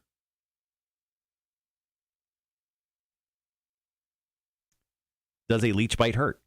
Leech bites are not dangerous or painful, just annoying. Unlike some other creatures that bite, leeches don't cause stinging, carry disease, or leave a poisonous stinger in the wound. The bite doesn't hurt since leeches release an anesthetic when they bite. Oh. But due to the anticoagulant, the wound bleeds a fair bit. Well, so leeches are very considerate. Mm-hmm. We're gonna numb you first. Yeah. And then we will suck your blood. They don't hurt. Feels weird when you pull them off.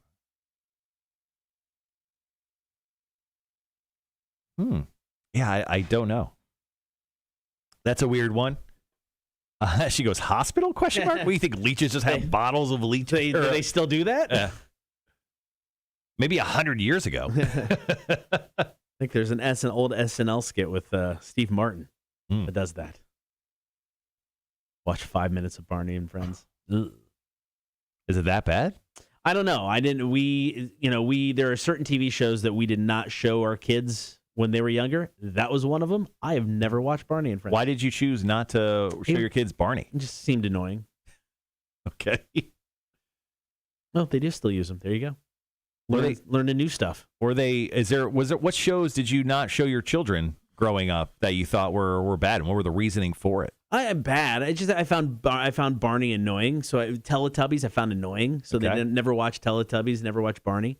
I mean, now they watched ones that I'm sure other people thought were annoying. We talked about the Wiggles the other day. I'm sure a lot of people find the Wiggles annoying, and I get it. I get if they do. Trust me. Aren't the Wiggles and the Teletubbies just the same damn thing? They're colored Muppets. Wiggles are real people. Okay. It was a singing group from Australia. A kids group from Australia.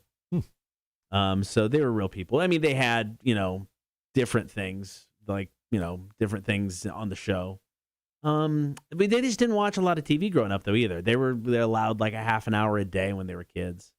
A lot of reading. It was before tablets and stuff like that. We read them a lot of books, played a lot with them. So they didn't really necessarily watch a lot of TV.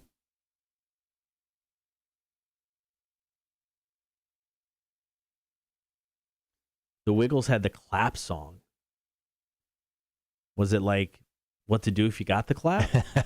Because if so, that's very educational. That is very educational. It really is.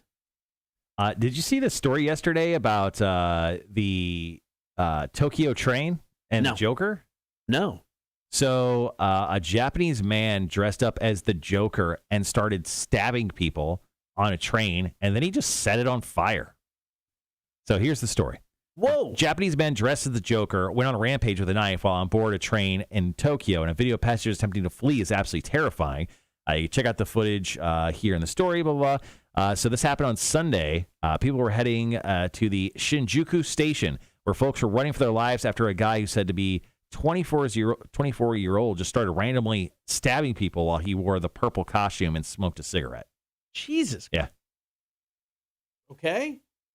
So witnesses told police and local media that the man was brandishing a long knife smeared in what looked like blood, something bystanders thought was a Halloween joke, and then he started swinging it, successfully stabbing upwards to 10 people. Holy crap.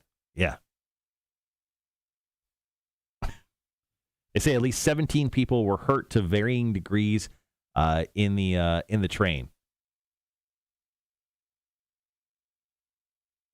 And it was just the guy who was dressed up like in a bad Joker costume, right? Wearing an overcoat, glasses, wearing like a protective mask, like a COVID mask, right?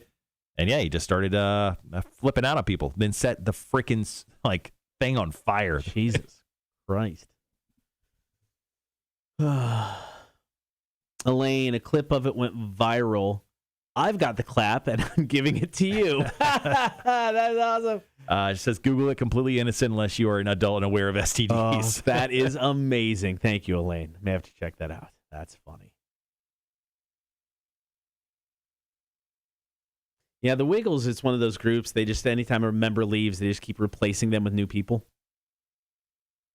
So it will go on forever.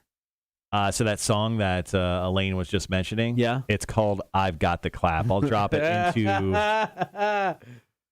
into the stream right now. So, in case you guys want to check that out, once again, it's talking about the Wiggles and their song "The Clap." So the link's right there. Have fun. When we go over some of the names, because we don't have to read the whole list, obviously. When we go over some of the names, do we want to give people a last shot to throw us some names out, and if we see anybody we want to replace we can with flip again? them out. Yeah. So. The first break, we're just talking about how the idea came to fruition, and we'll share a couple names there. Then the next break, we share a couple names. We should probably talk. We can go over the nuts and bolts of how it's going to work. I mean, it's really easy. Okay. So, I mean, we can share a couple. We can talk about how it came out, how it came to be, and be like, all right, here's a couple names that are on the list. The first break. All right, cool. Now we'll tell you. Coming up here in a few minutes, we can tell you how you're going to help us out. And to declare the winner or whatever. Okay, cool. Yeah, you have a better idea of how it works, so I'll let you kind of explain the setup. Yeah. Stupid easy. Because the Wiggle song sticks in your damn head, too. All of their songs, man. All of their songs. And it's like my wife being a pre-K teacher, I hear a lot of bad children's group songs that she'll pick to use it during school. The Wiggles, some of the best. How much of her time is just singing songs to the kids? Do you think? Not as much as you'd think. Yeah. I mean, they'll do it in the morning, and then they'll do it again toward the end of the day. It's really not a whole lot. So, all right, guys, got about 10 seconds. Be right back.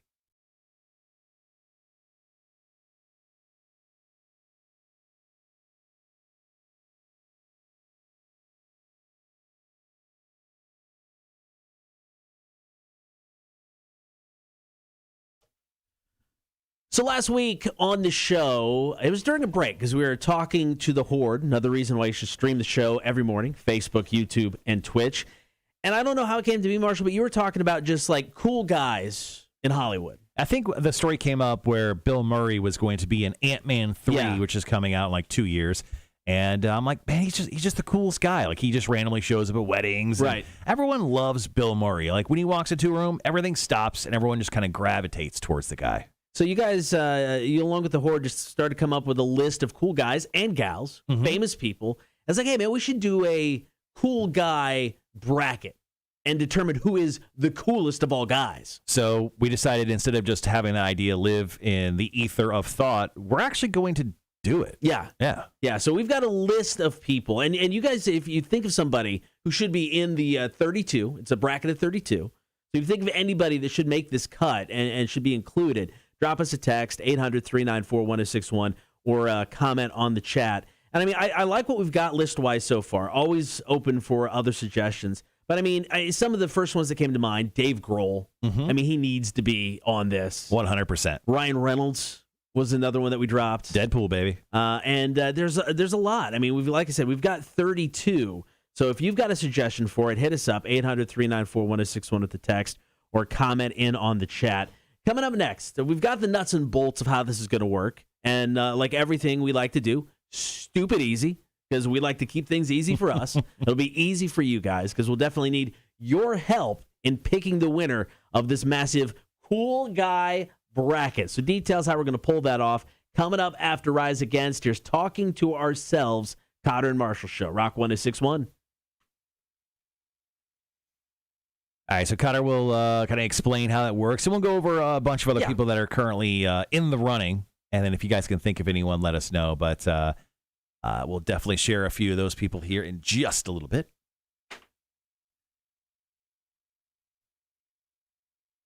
Steve says Sean Connery is cool as hell. The only rule is they have to be alive. They have to be a current cool guy. We determined that last week. So if we go back into the annals of time, there's a lot of cool guys and girls. Be never ending. So much cool. It's way too much cool. So yeah, that's I think the only rule to be alive and somewhat famous. Yeah, I think so. Yeah. Hugh Jackman and freaking Betty White. Oh, Betty White. Betty White, yeah. Write down Betty White. We may have to kick someone out. That's a good one. We did not put her on the list, but she could be somebody who replaces somebody else. Hugh Jackman's on. He's part of our list as well. We could get rid of number 19 and put in Betty White. I'd be cool with that. I don't disagree with that. Yeah. Betty White, great suggestion, Mike. Thank you. That's good. I like that a lot. Lane says Sam Elliott. He is cool, but he doesn't have a really long resume at cool. That's true. I mean, it's like there's Roadhouse. Yeah, and his voice. My wife, I think, thinks of his voice when just talking to me in general. I just want him to say sarsaparilla. Sarsaparilla. Clint Eastwood? Clint Eastwood's up there. Yeah. He's got the resume. We'll put him on the list. We'll write him on the potential. He's on the potential. I'm cool with completely adding in Betty White. Yeah, Betty White, I think I agree with you. Take off who was at 19, put her in. Yeah. Once again, we got quite the list. We'll share it with you here in just a little bit. Yeah, no, Elaine, I agree. His voice is damn sexy.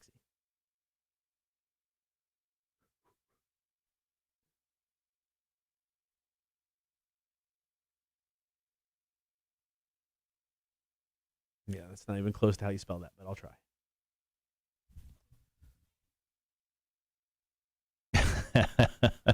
Simic with my mom says I'm cool. All right. Sorry, whoever's calling. Don't have the time.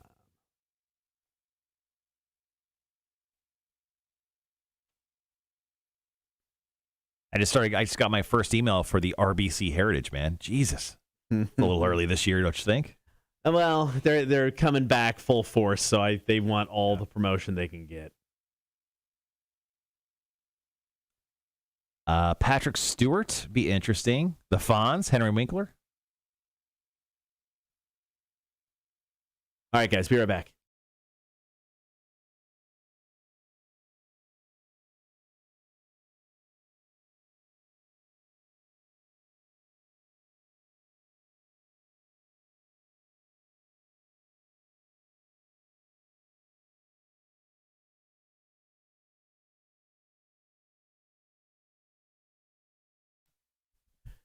Who is the coolest guy or gal when it comes to celebrities? This was something we started on the stream last week, and Marshall put together a huge initial list with help from the Horde, and we filled it out to 32 people. Mm-hmm. So like a half NCAA style bracket. Right. We're going to have cool celebrities, go head-to-head, and you guys are going to vote as to who should be the coolest celebrity known to man. Yeah, and I think that's going to start tomorrow, right? We're going to start tomorrow right into it. Yeah, we're going to have 2 matchups a day for the next 3 weeks. So the day before my last day, we'll have the finals. 1 matchup. We'll be able to crown the winner on Wednesday the 24th, which will be my last day. So super simple. We'll announce them every morning. You'll be able to go to the Facebook page throughout the day, and you just vote for whoever you think's the cooler of the two in the matchup.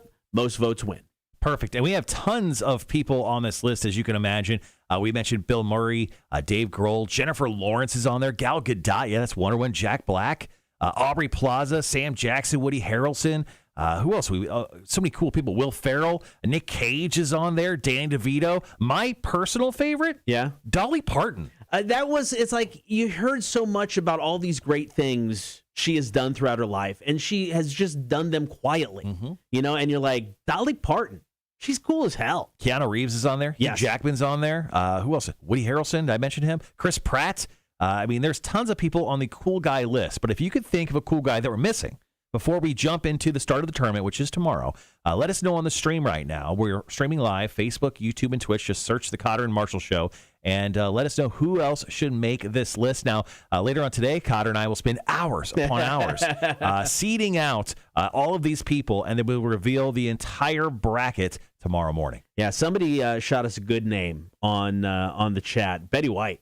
Betty White's got to be on this list. How did we not think of Betty White? One of the coolest guys ever. Yeah, so we're going to kick somebody off our list and probably put Betty White in. So still taking your suggestions. If you got anybody who should be in our cool guy tournament, guys, gals, doesn't matter. The only rule is the only rules are celebrity, got to be alive. Yeah, you got to be alive. That's kind of the big one. Yeah, so, Napoleon Bonaparte cannot make the list. Is he a cool guy? I don't know. That's just the most random name I could think of at that moment. All right, so if you got somebody who should be in the tournament, you could drop us a text, 800-394-1061, or comment on the chat. We'll start the tournament tomorrow. We'll announce the first pairings on the show tomorrow, and then give you all day tomorrow to vote. Cool Guy Tournament coming, the Cotter and Marshall Show. Coming up next, going to get to Marshall's music news. It's Cotter and Marshall, Rock 106.1. Bruce Willis, good suggestion. Write that down. Pink, Sir Ian McKellen, and Clint Eastwood. Those are all suggestions there. Got them all written down. We'll debate those. I'm going to use the restroom. Okay. Real quick. We have a moment. Yep. There's nobody actually coming through on this. Oh. Yeah, something's wrong with the light. If you guys have anybody else, hit us up. I think we'll have some fun with this. The Pope.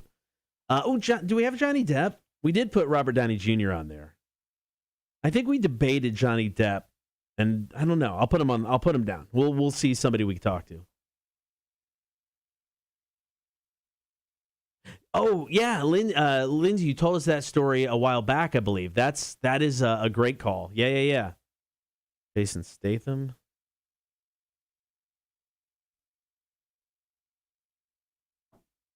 A-Dub already in there?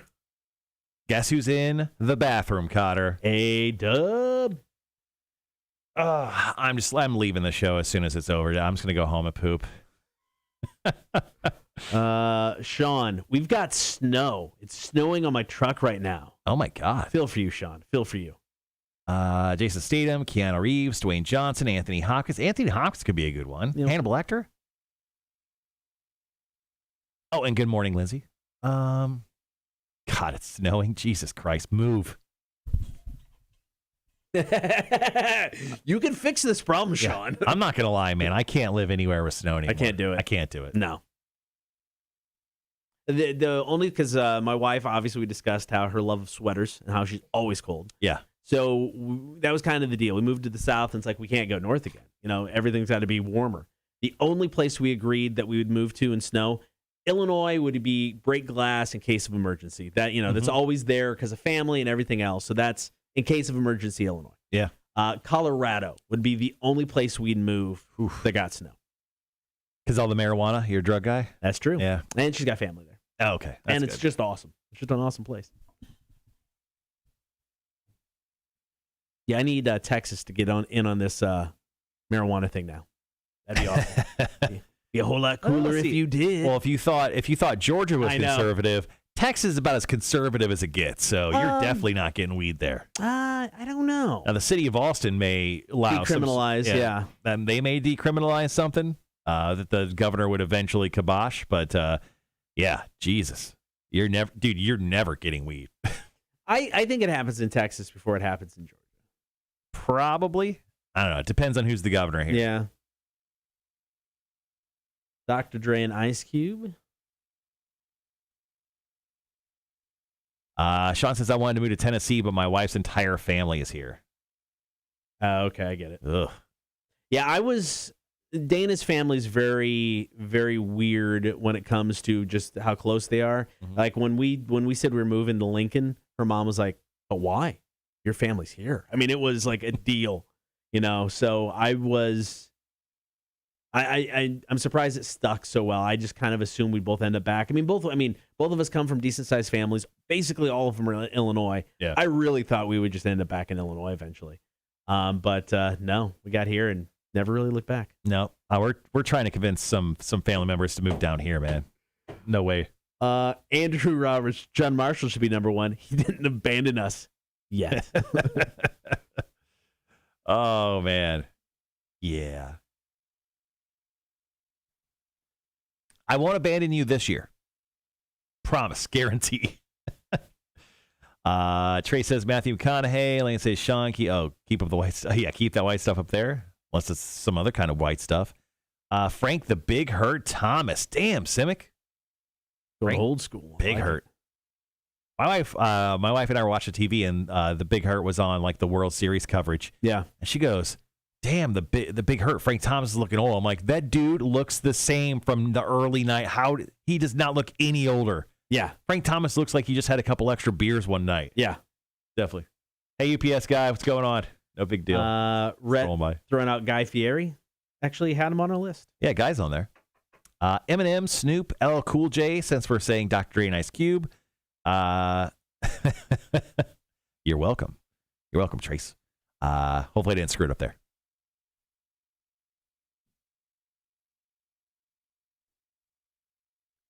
Can you die if you hold in a poop too long? I would bet.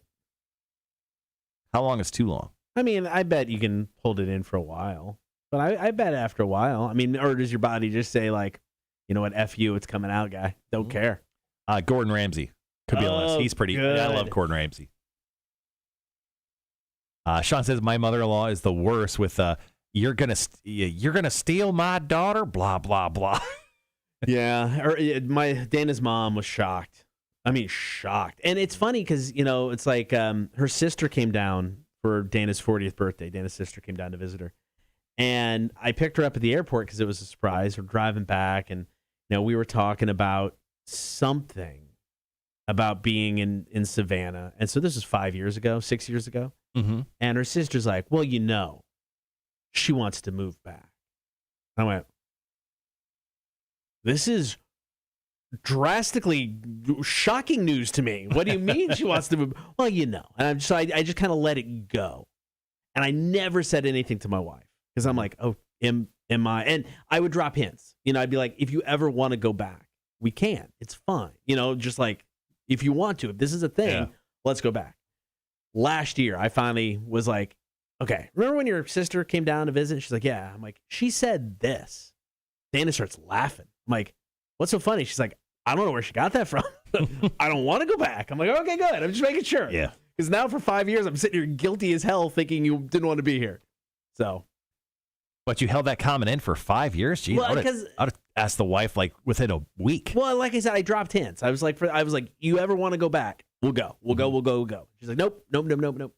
So I didn't say anything for a while. Ooh. Trey says Mark Harmon from NCIS. I've never seen that show. I would say Mark Harmon from Summer School. I've never seen NCIS. But how about this? Mark Summers from Double Dare. He's a cool guy. Growing up, he was the coolest. I don't know if he's cool enough to unseat somebody, but we'll write him on the list. Gotta have the conversation. Corn's first, right?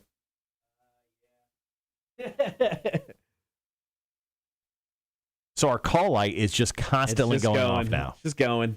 And I don't know where it's plugged into, so I was going to unplug it, but it can just sit there.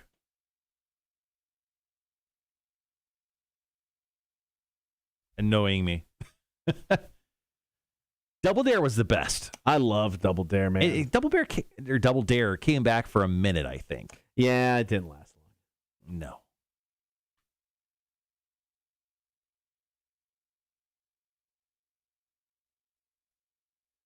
Juana says a woman from the United Kingdom passed away after 8 weeks of not going to the restroom. The stool caused her intestines to enlarge so significantly it pressed on her organs and led to a heart attack. Good Lord. And also, thank you for Googling my stupid question. Damn. Trust me, I'm not full of toxic poop today. You know, those, once again, the YouTube commercial that says, your body holds 5 to 20 pounds of toxic poop at any given moment. I had 1.5 cups of coffee yesterday morning, and I think I pooped like 7 times yesterday. It was to a point where why am I pooping again? Why is there so much poop in me? Chuck chimed in with Clint Eastwood on the text as well. Nice. People still trying to text in to qualify for Welcome to Rockville tickets. Sorry, guys, the contest is over.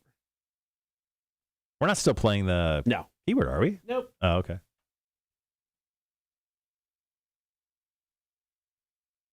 Simic says, I still watch clips of Double Dare on YouTube. Hell yeah, you do. Over the weekend, too, I got some time to play Metroid Dread. Okay. That new video game on Nintendo Switch. Can I say, and I think I've said it before, it is stupid fun. Yeah? It is stupid fun. It's a very challenging video game. It's not as challenging as a Dark Souls type game, but damn it, is it like a run and gun type of old school 2D Metroid? Yeah. Dude, it's fun. It's cool. So fun. Being that your wife is taking a 6-month reprieve from you, maybe it's a good time to pick up a Nintendo Switch or your PlayStation and get some games in. Oh, I'm taking all of that with me when I go. Steve goes, you could blow up like the guy on Monty Python. Oh, John Cleese. John Cleese can make the list. Possibly. I don't know. Yeah, I don't know. I don't know. I love John Cleese. Don't get me wrong. I would probably put Eric Idle on before I'd go with John Cleese. In my humble opinion. You're a Monty Python purist, though, when it comes to that. All right, guys. We'll be right back. Marshall's Music News.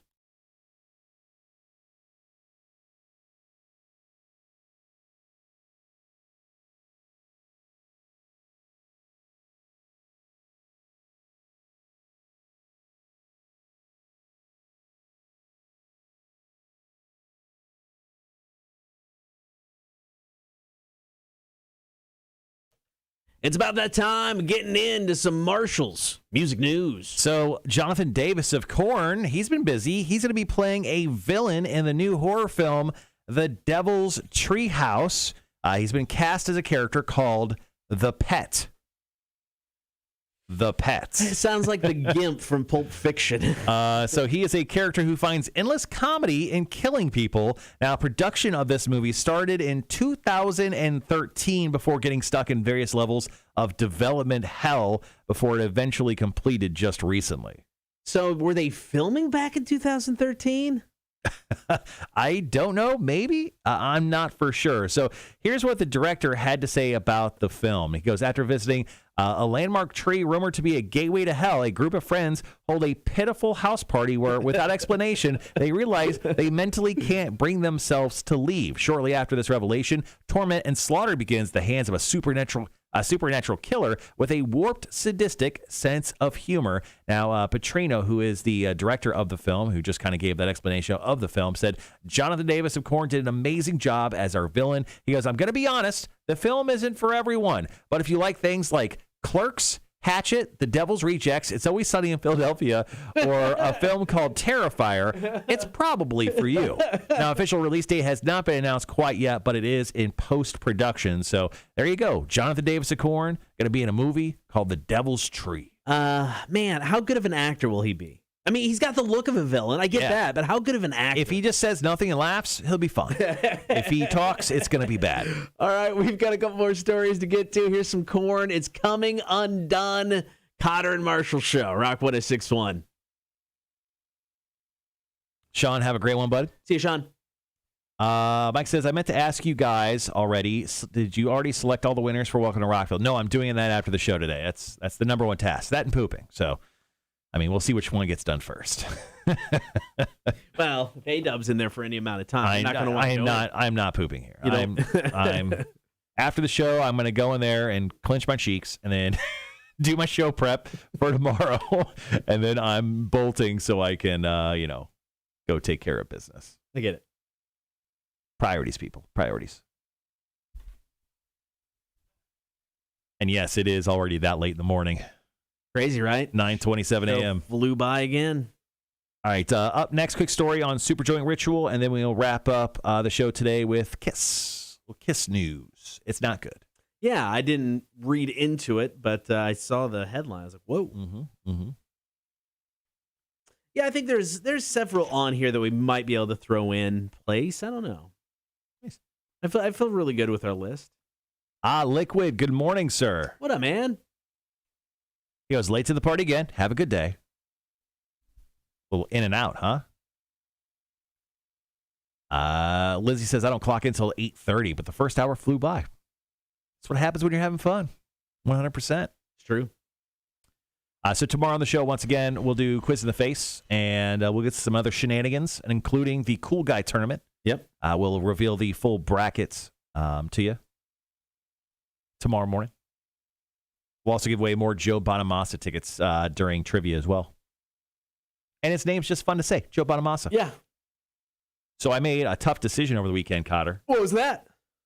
So I've been wanting to. I've like slowly upgraded all the stuff in my living room. Like I use a Amazon Fire Stick for like all my TV purposes. Yeah. Like all my accounts are on one Fire Stick and everything. Yeah. I got a new TV a couple years ago, which I'm pretty happy with.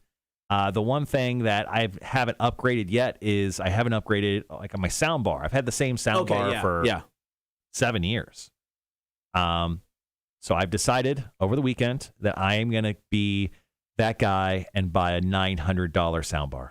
I'm going to do it. I am going to do it. Is there a place to put your dick for a blowjob? I mean, there is. It's like a little cup holder. You just insert it right there at the edge of it. So I mean, what is this level of sound bring? So well, it's amazing.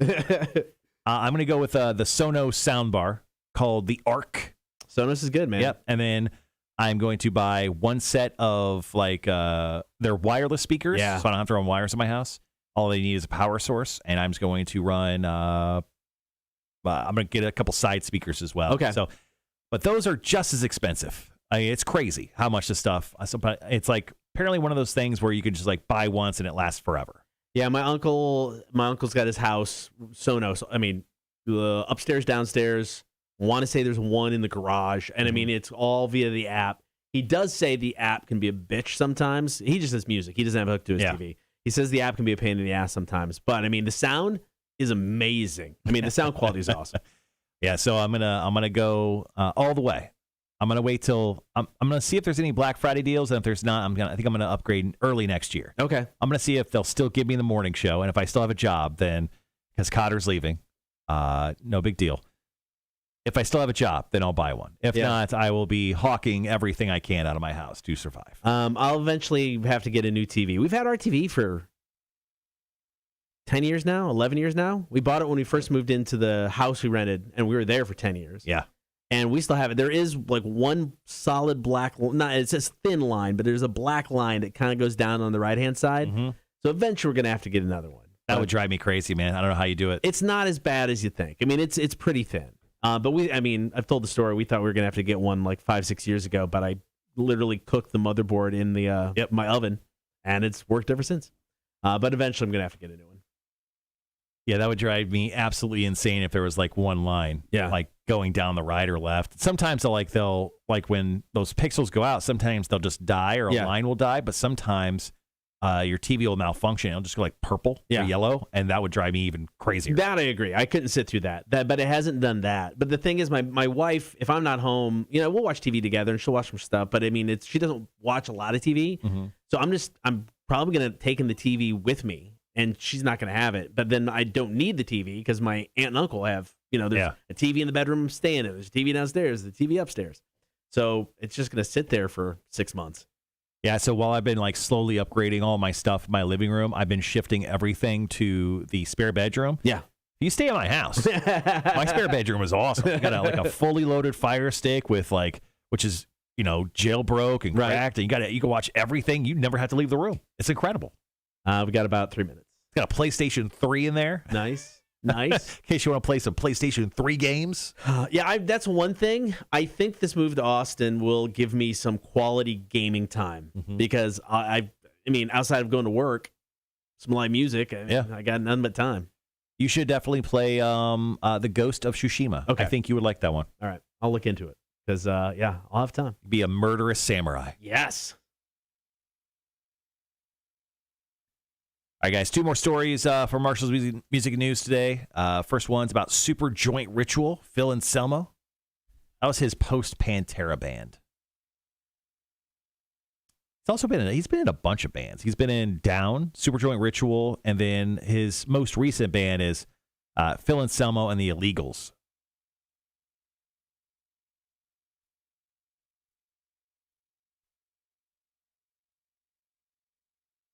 Can you when you do show notes, can you send this list? Yes. In it? Yeah. Yep, I saved it earlier. Yeah. How do you want to do that? Do we actually want to sit down to go over it? Do we want to seed it out and then send it back and forth to each other? Send the updated list to me via email. Okay. And then how about this? I'll do the initial seeding. Okay. And then you can change up whatever, and then we'll just go with that. Perfect. Love it.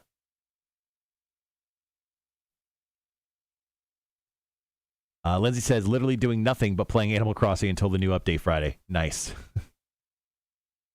I know people love Animal Crossing, and there was an accidental listing over the weekend where they sold Animal Crossing for $10. Oh, Jesus. Yeah. It's a $60 game. Yeah.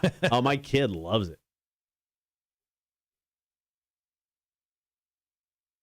I'll be taking my Nintendo 64 with me as well. Oh, nice. So I'll maybe get into some wrestling. Yeah. So. All right, we got about 45 seconds. Get into the second story.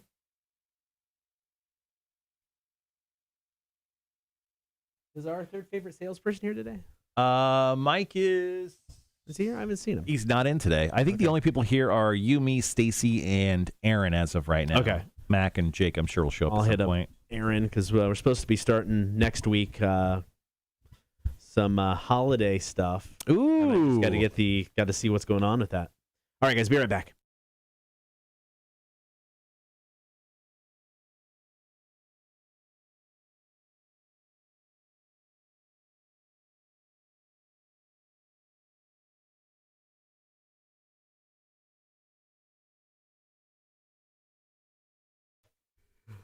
All right, getting into story number 2, Marshall's music news. So Super Joint Ritual, which is the band that Phil Anselmo kind of put together after Pantera was done. They're officially done. According to their guitar player, Jimmy Bauer, he goes, Super Joint's done, man. This is how he talks, right? Super Joint's done, man. Yeah, we don't want to do it anymore. We got back together. We did a record. We toured like 2 or 3 years ago, and that's it. I'm sorry. Once again, this is how Jimmy Bauer, I'm pretty sure, sounds. He goes, Phil and Steven are focused on the Illegals, and I'm doing I hate God. I'm terrible at that, apparently. Is this Vic? Is Vic in this band? No, Vic is like, hey, man. Hey, man, that's what Vic sounds like. And this is Jimmy Bauer from Super Joint. He's like, hey, man. It's much different. I can tell. You're right. My bad. I missed it the first go go on, around. man. Why I missed the subtleties of it. You're making fun of me. Like, come on, man. Why are you doing that to me? Anyway, Super Joint Ritual is not a thing anymore, and he just wanted everyone to know. So sorry about that. That's okay. We'll move on.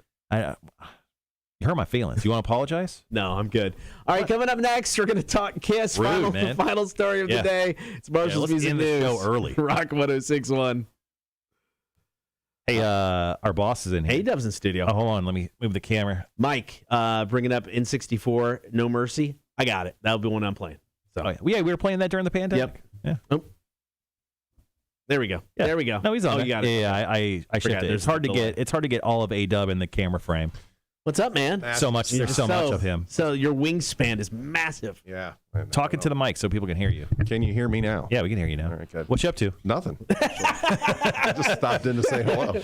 That's fair. Yeah, well, I was working on a bunch of stuff, getting the budgets for 2022 organized. Perfect. Am I in the budget line for next year? Yes, because you made it. a lot of people have asked if I'm going with Cotter to Austin. They just assume. No. And he said no, and then I started second guessing that I worked here anymore after this thing ends. You should never second guess that. Okay. Gabe's still in the budget too. Okay, cool. I think he's coming back. Yeah, we're gonna give you like a 6-month just in case. You're like, it doesn't work out. Can I come back? You're like, yeah, come back. The ramp article's out. Everybody's congratulating him. He's super excited. He's going to get there and be like, oh no. I didn't think it'd be this hot. I'm not even. That's the one reason. You're like, it's too hot there. So warm. What's the thing you'll hate most about Texas, you think? I don't know. The people? No, I can tell you. I don't know. His burning feet when he walks outside. Oh. Yeah, you get that here in Georgia Really a little hot. bit. Yeah, you get that. I don't know. I mean, every time I've gone so far, it's always been vacation and hang out with family. So there really hasn't been that bad experience. I mean, I'm sure something will happen. You know, I'm sure they'll be there. There's a ton of It's stuff just to do. like life and everything else. But right now, I don't know. That's a fair question, but I don't know. So the last time that you went to Austin, one of the last times you went to Austin was in like December, I want to say. February. Okay. Yeah. And they had a massive ice storm. So we went because my daughter got accepted to UT and Arkansas, so we wanted to tour the UT campus, and I wasn't able to get to Texas in 2020 for my annual visit because of the pandemic. Did she not go to Texas because Matthew McConaughey didn't greet her at the door? She should have. Okay, I was just checking. No, so we went. She didn't go because she wants to do a sustainability course, and they don't offer that until master's program, blah, blah, blah, blah, blah. So, so we went, and I left the day the ice storm hit because as we were leaving Austin, I mean, and Austin's got just crap ton of overpasses because there's so many people there. They've just built overpass after overpass. Well, all of them were closed because they were just iced down. And much like Savannah, there's no trucks, there's no salt, there's no anything. Right. So they're just closed. And I'm like, how do I get out of here? Because I got my Apple Maps is like, we're doing it. I'm like, oh crap. So I finally got out. But yeah, I got out the day of the ice storm. And that's the ice storm that like froze over everything. No one had power for a week. My aunt and uncle were just camped out in front. They have a fireplace in their house, luckily, and they were camped out in front of that because they had no power. Oh, wow. Yeah, it was over a week. They lost water. I mean, they lost everything. Just eating pork and beans the entire time. The entire time. Just farting in front of each other. Disgusting. Disgusting. But yeah, I literally Put another left, log on the fire. literally left the day that came through. So yeah. Hey, Dub, we got a great question for you, and this is our question of the day. Have you ever had hold on, I got it right here, actually. Tell us about the most serious or awkward moment that has been interrupted by a fart. Sex. Now, you've had sex. You were the wife, I guess is the question. Yeah. Can't answer that. What was it blamed on? Was it like, I had bad sushi? Pork and beans. Pork and beans. Yep. Mm-hmm. Did it ruin it? Did it stop it right in its tracks? No. You're a monster. I'm just kidding. I can't. I don't think I could ever answer that question. There's so many there's so many events. You've been obviously you're a business guy. You got business clothes on. You wear suit jackets to work most days. You're head at like a business meeting where someone just let out like a bodacious fart, and you're like, is this going to end the sale here, or did you do something during the meeting? Yeah. Have you ever like? No, nothing like that's ever happened.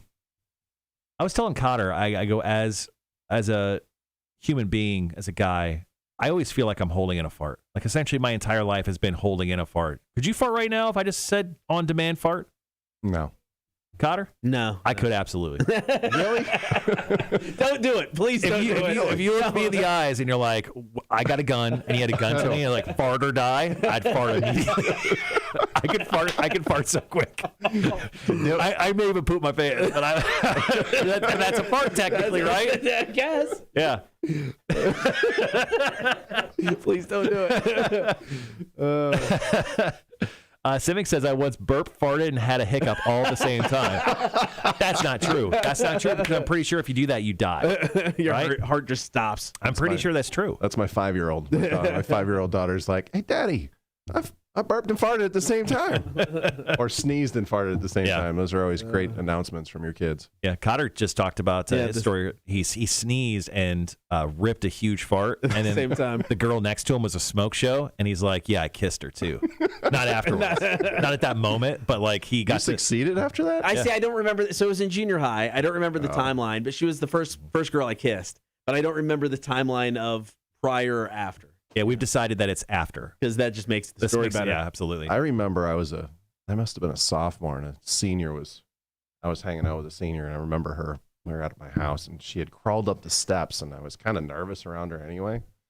And she was crawling up the steps at me with that really strange, like, I'm going to attack you look. Right. And I farted. Farted out of fear. That's a fear fart. Protective instincts. Lindsay said, "Oh my God, I missed the question today. I used to be a ballerina, and I tried to hold one in while I was on stage. Failed right as the music stopped. I was like 13 and I wanted to die." That's a good Damn it, Lindsay. You should have. Oh, that was a great story. So good. Yeah, perpetually, I think I could fart at any moment. Yeah. Yeah. Just don't look at me and do it at the same time. I'm doing it right now. Look him in the eyes. Look him in the eyes. They call it silent but deadly. Oh, we got about a minute 15, guys. All right, I'm letting you guys go. That's fun. Thanks, A-Dub. It was a pleasure. Good seeing you, buddy. You too. I'm going back to work. All right. There we go. There we go. Lindsay, great story. That's good. Trace says, mine can't be said on the air.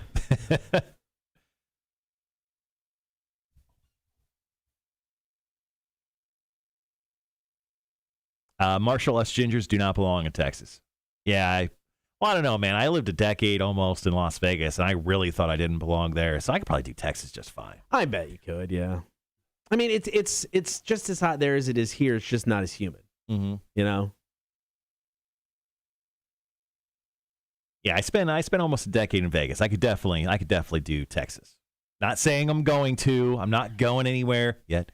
But according to everyone, I'll be just running after Cotter in slow motion like Baywatch, job after job. Cotter. That's why it took me 5 years to join you here. All right, guys, we'll be right back.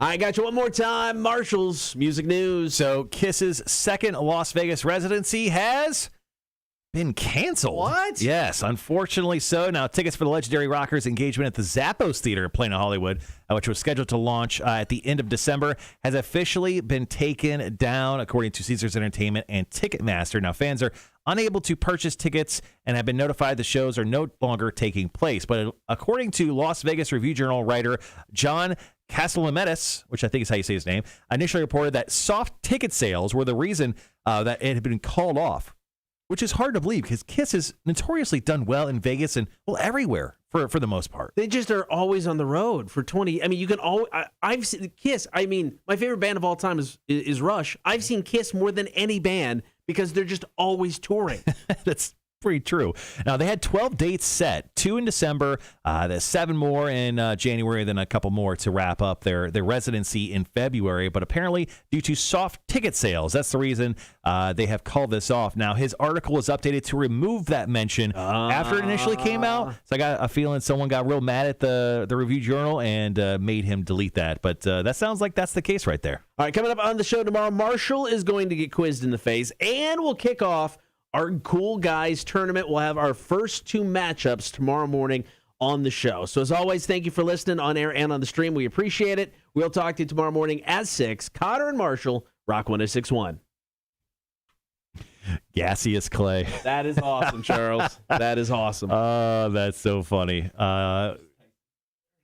Sorry, talking about farts, just in case you missed it, Charles on the chat said, on the stream chat, he said, my guys call me Gaseous Clay. Enough said. That is so funny. All right, guys, that's it for the show today. All sorts of fun stuff for tomorrow, 6 a.m. We will see you then. Cotter, any last words?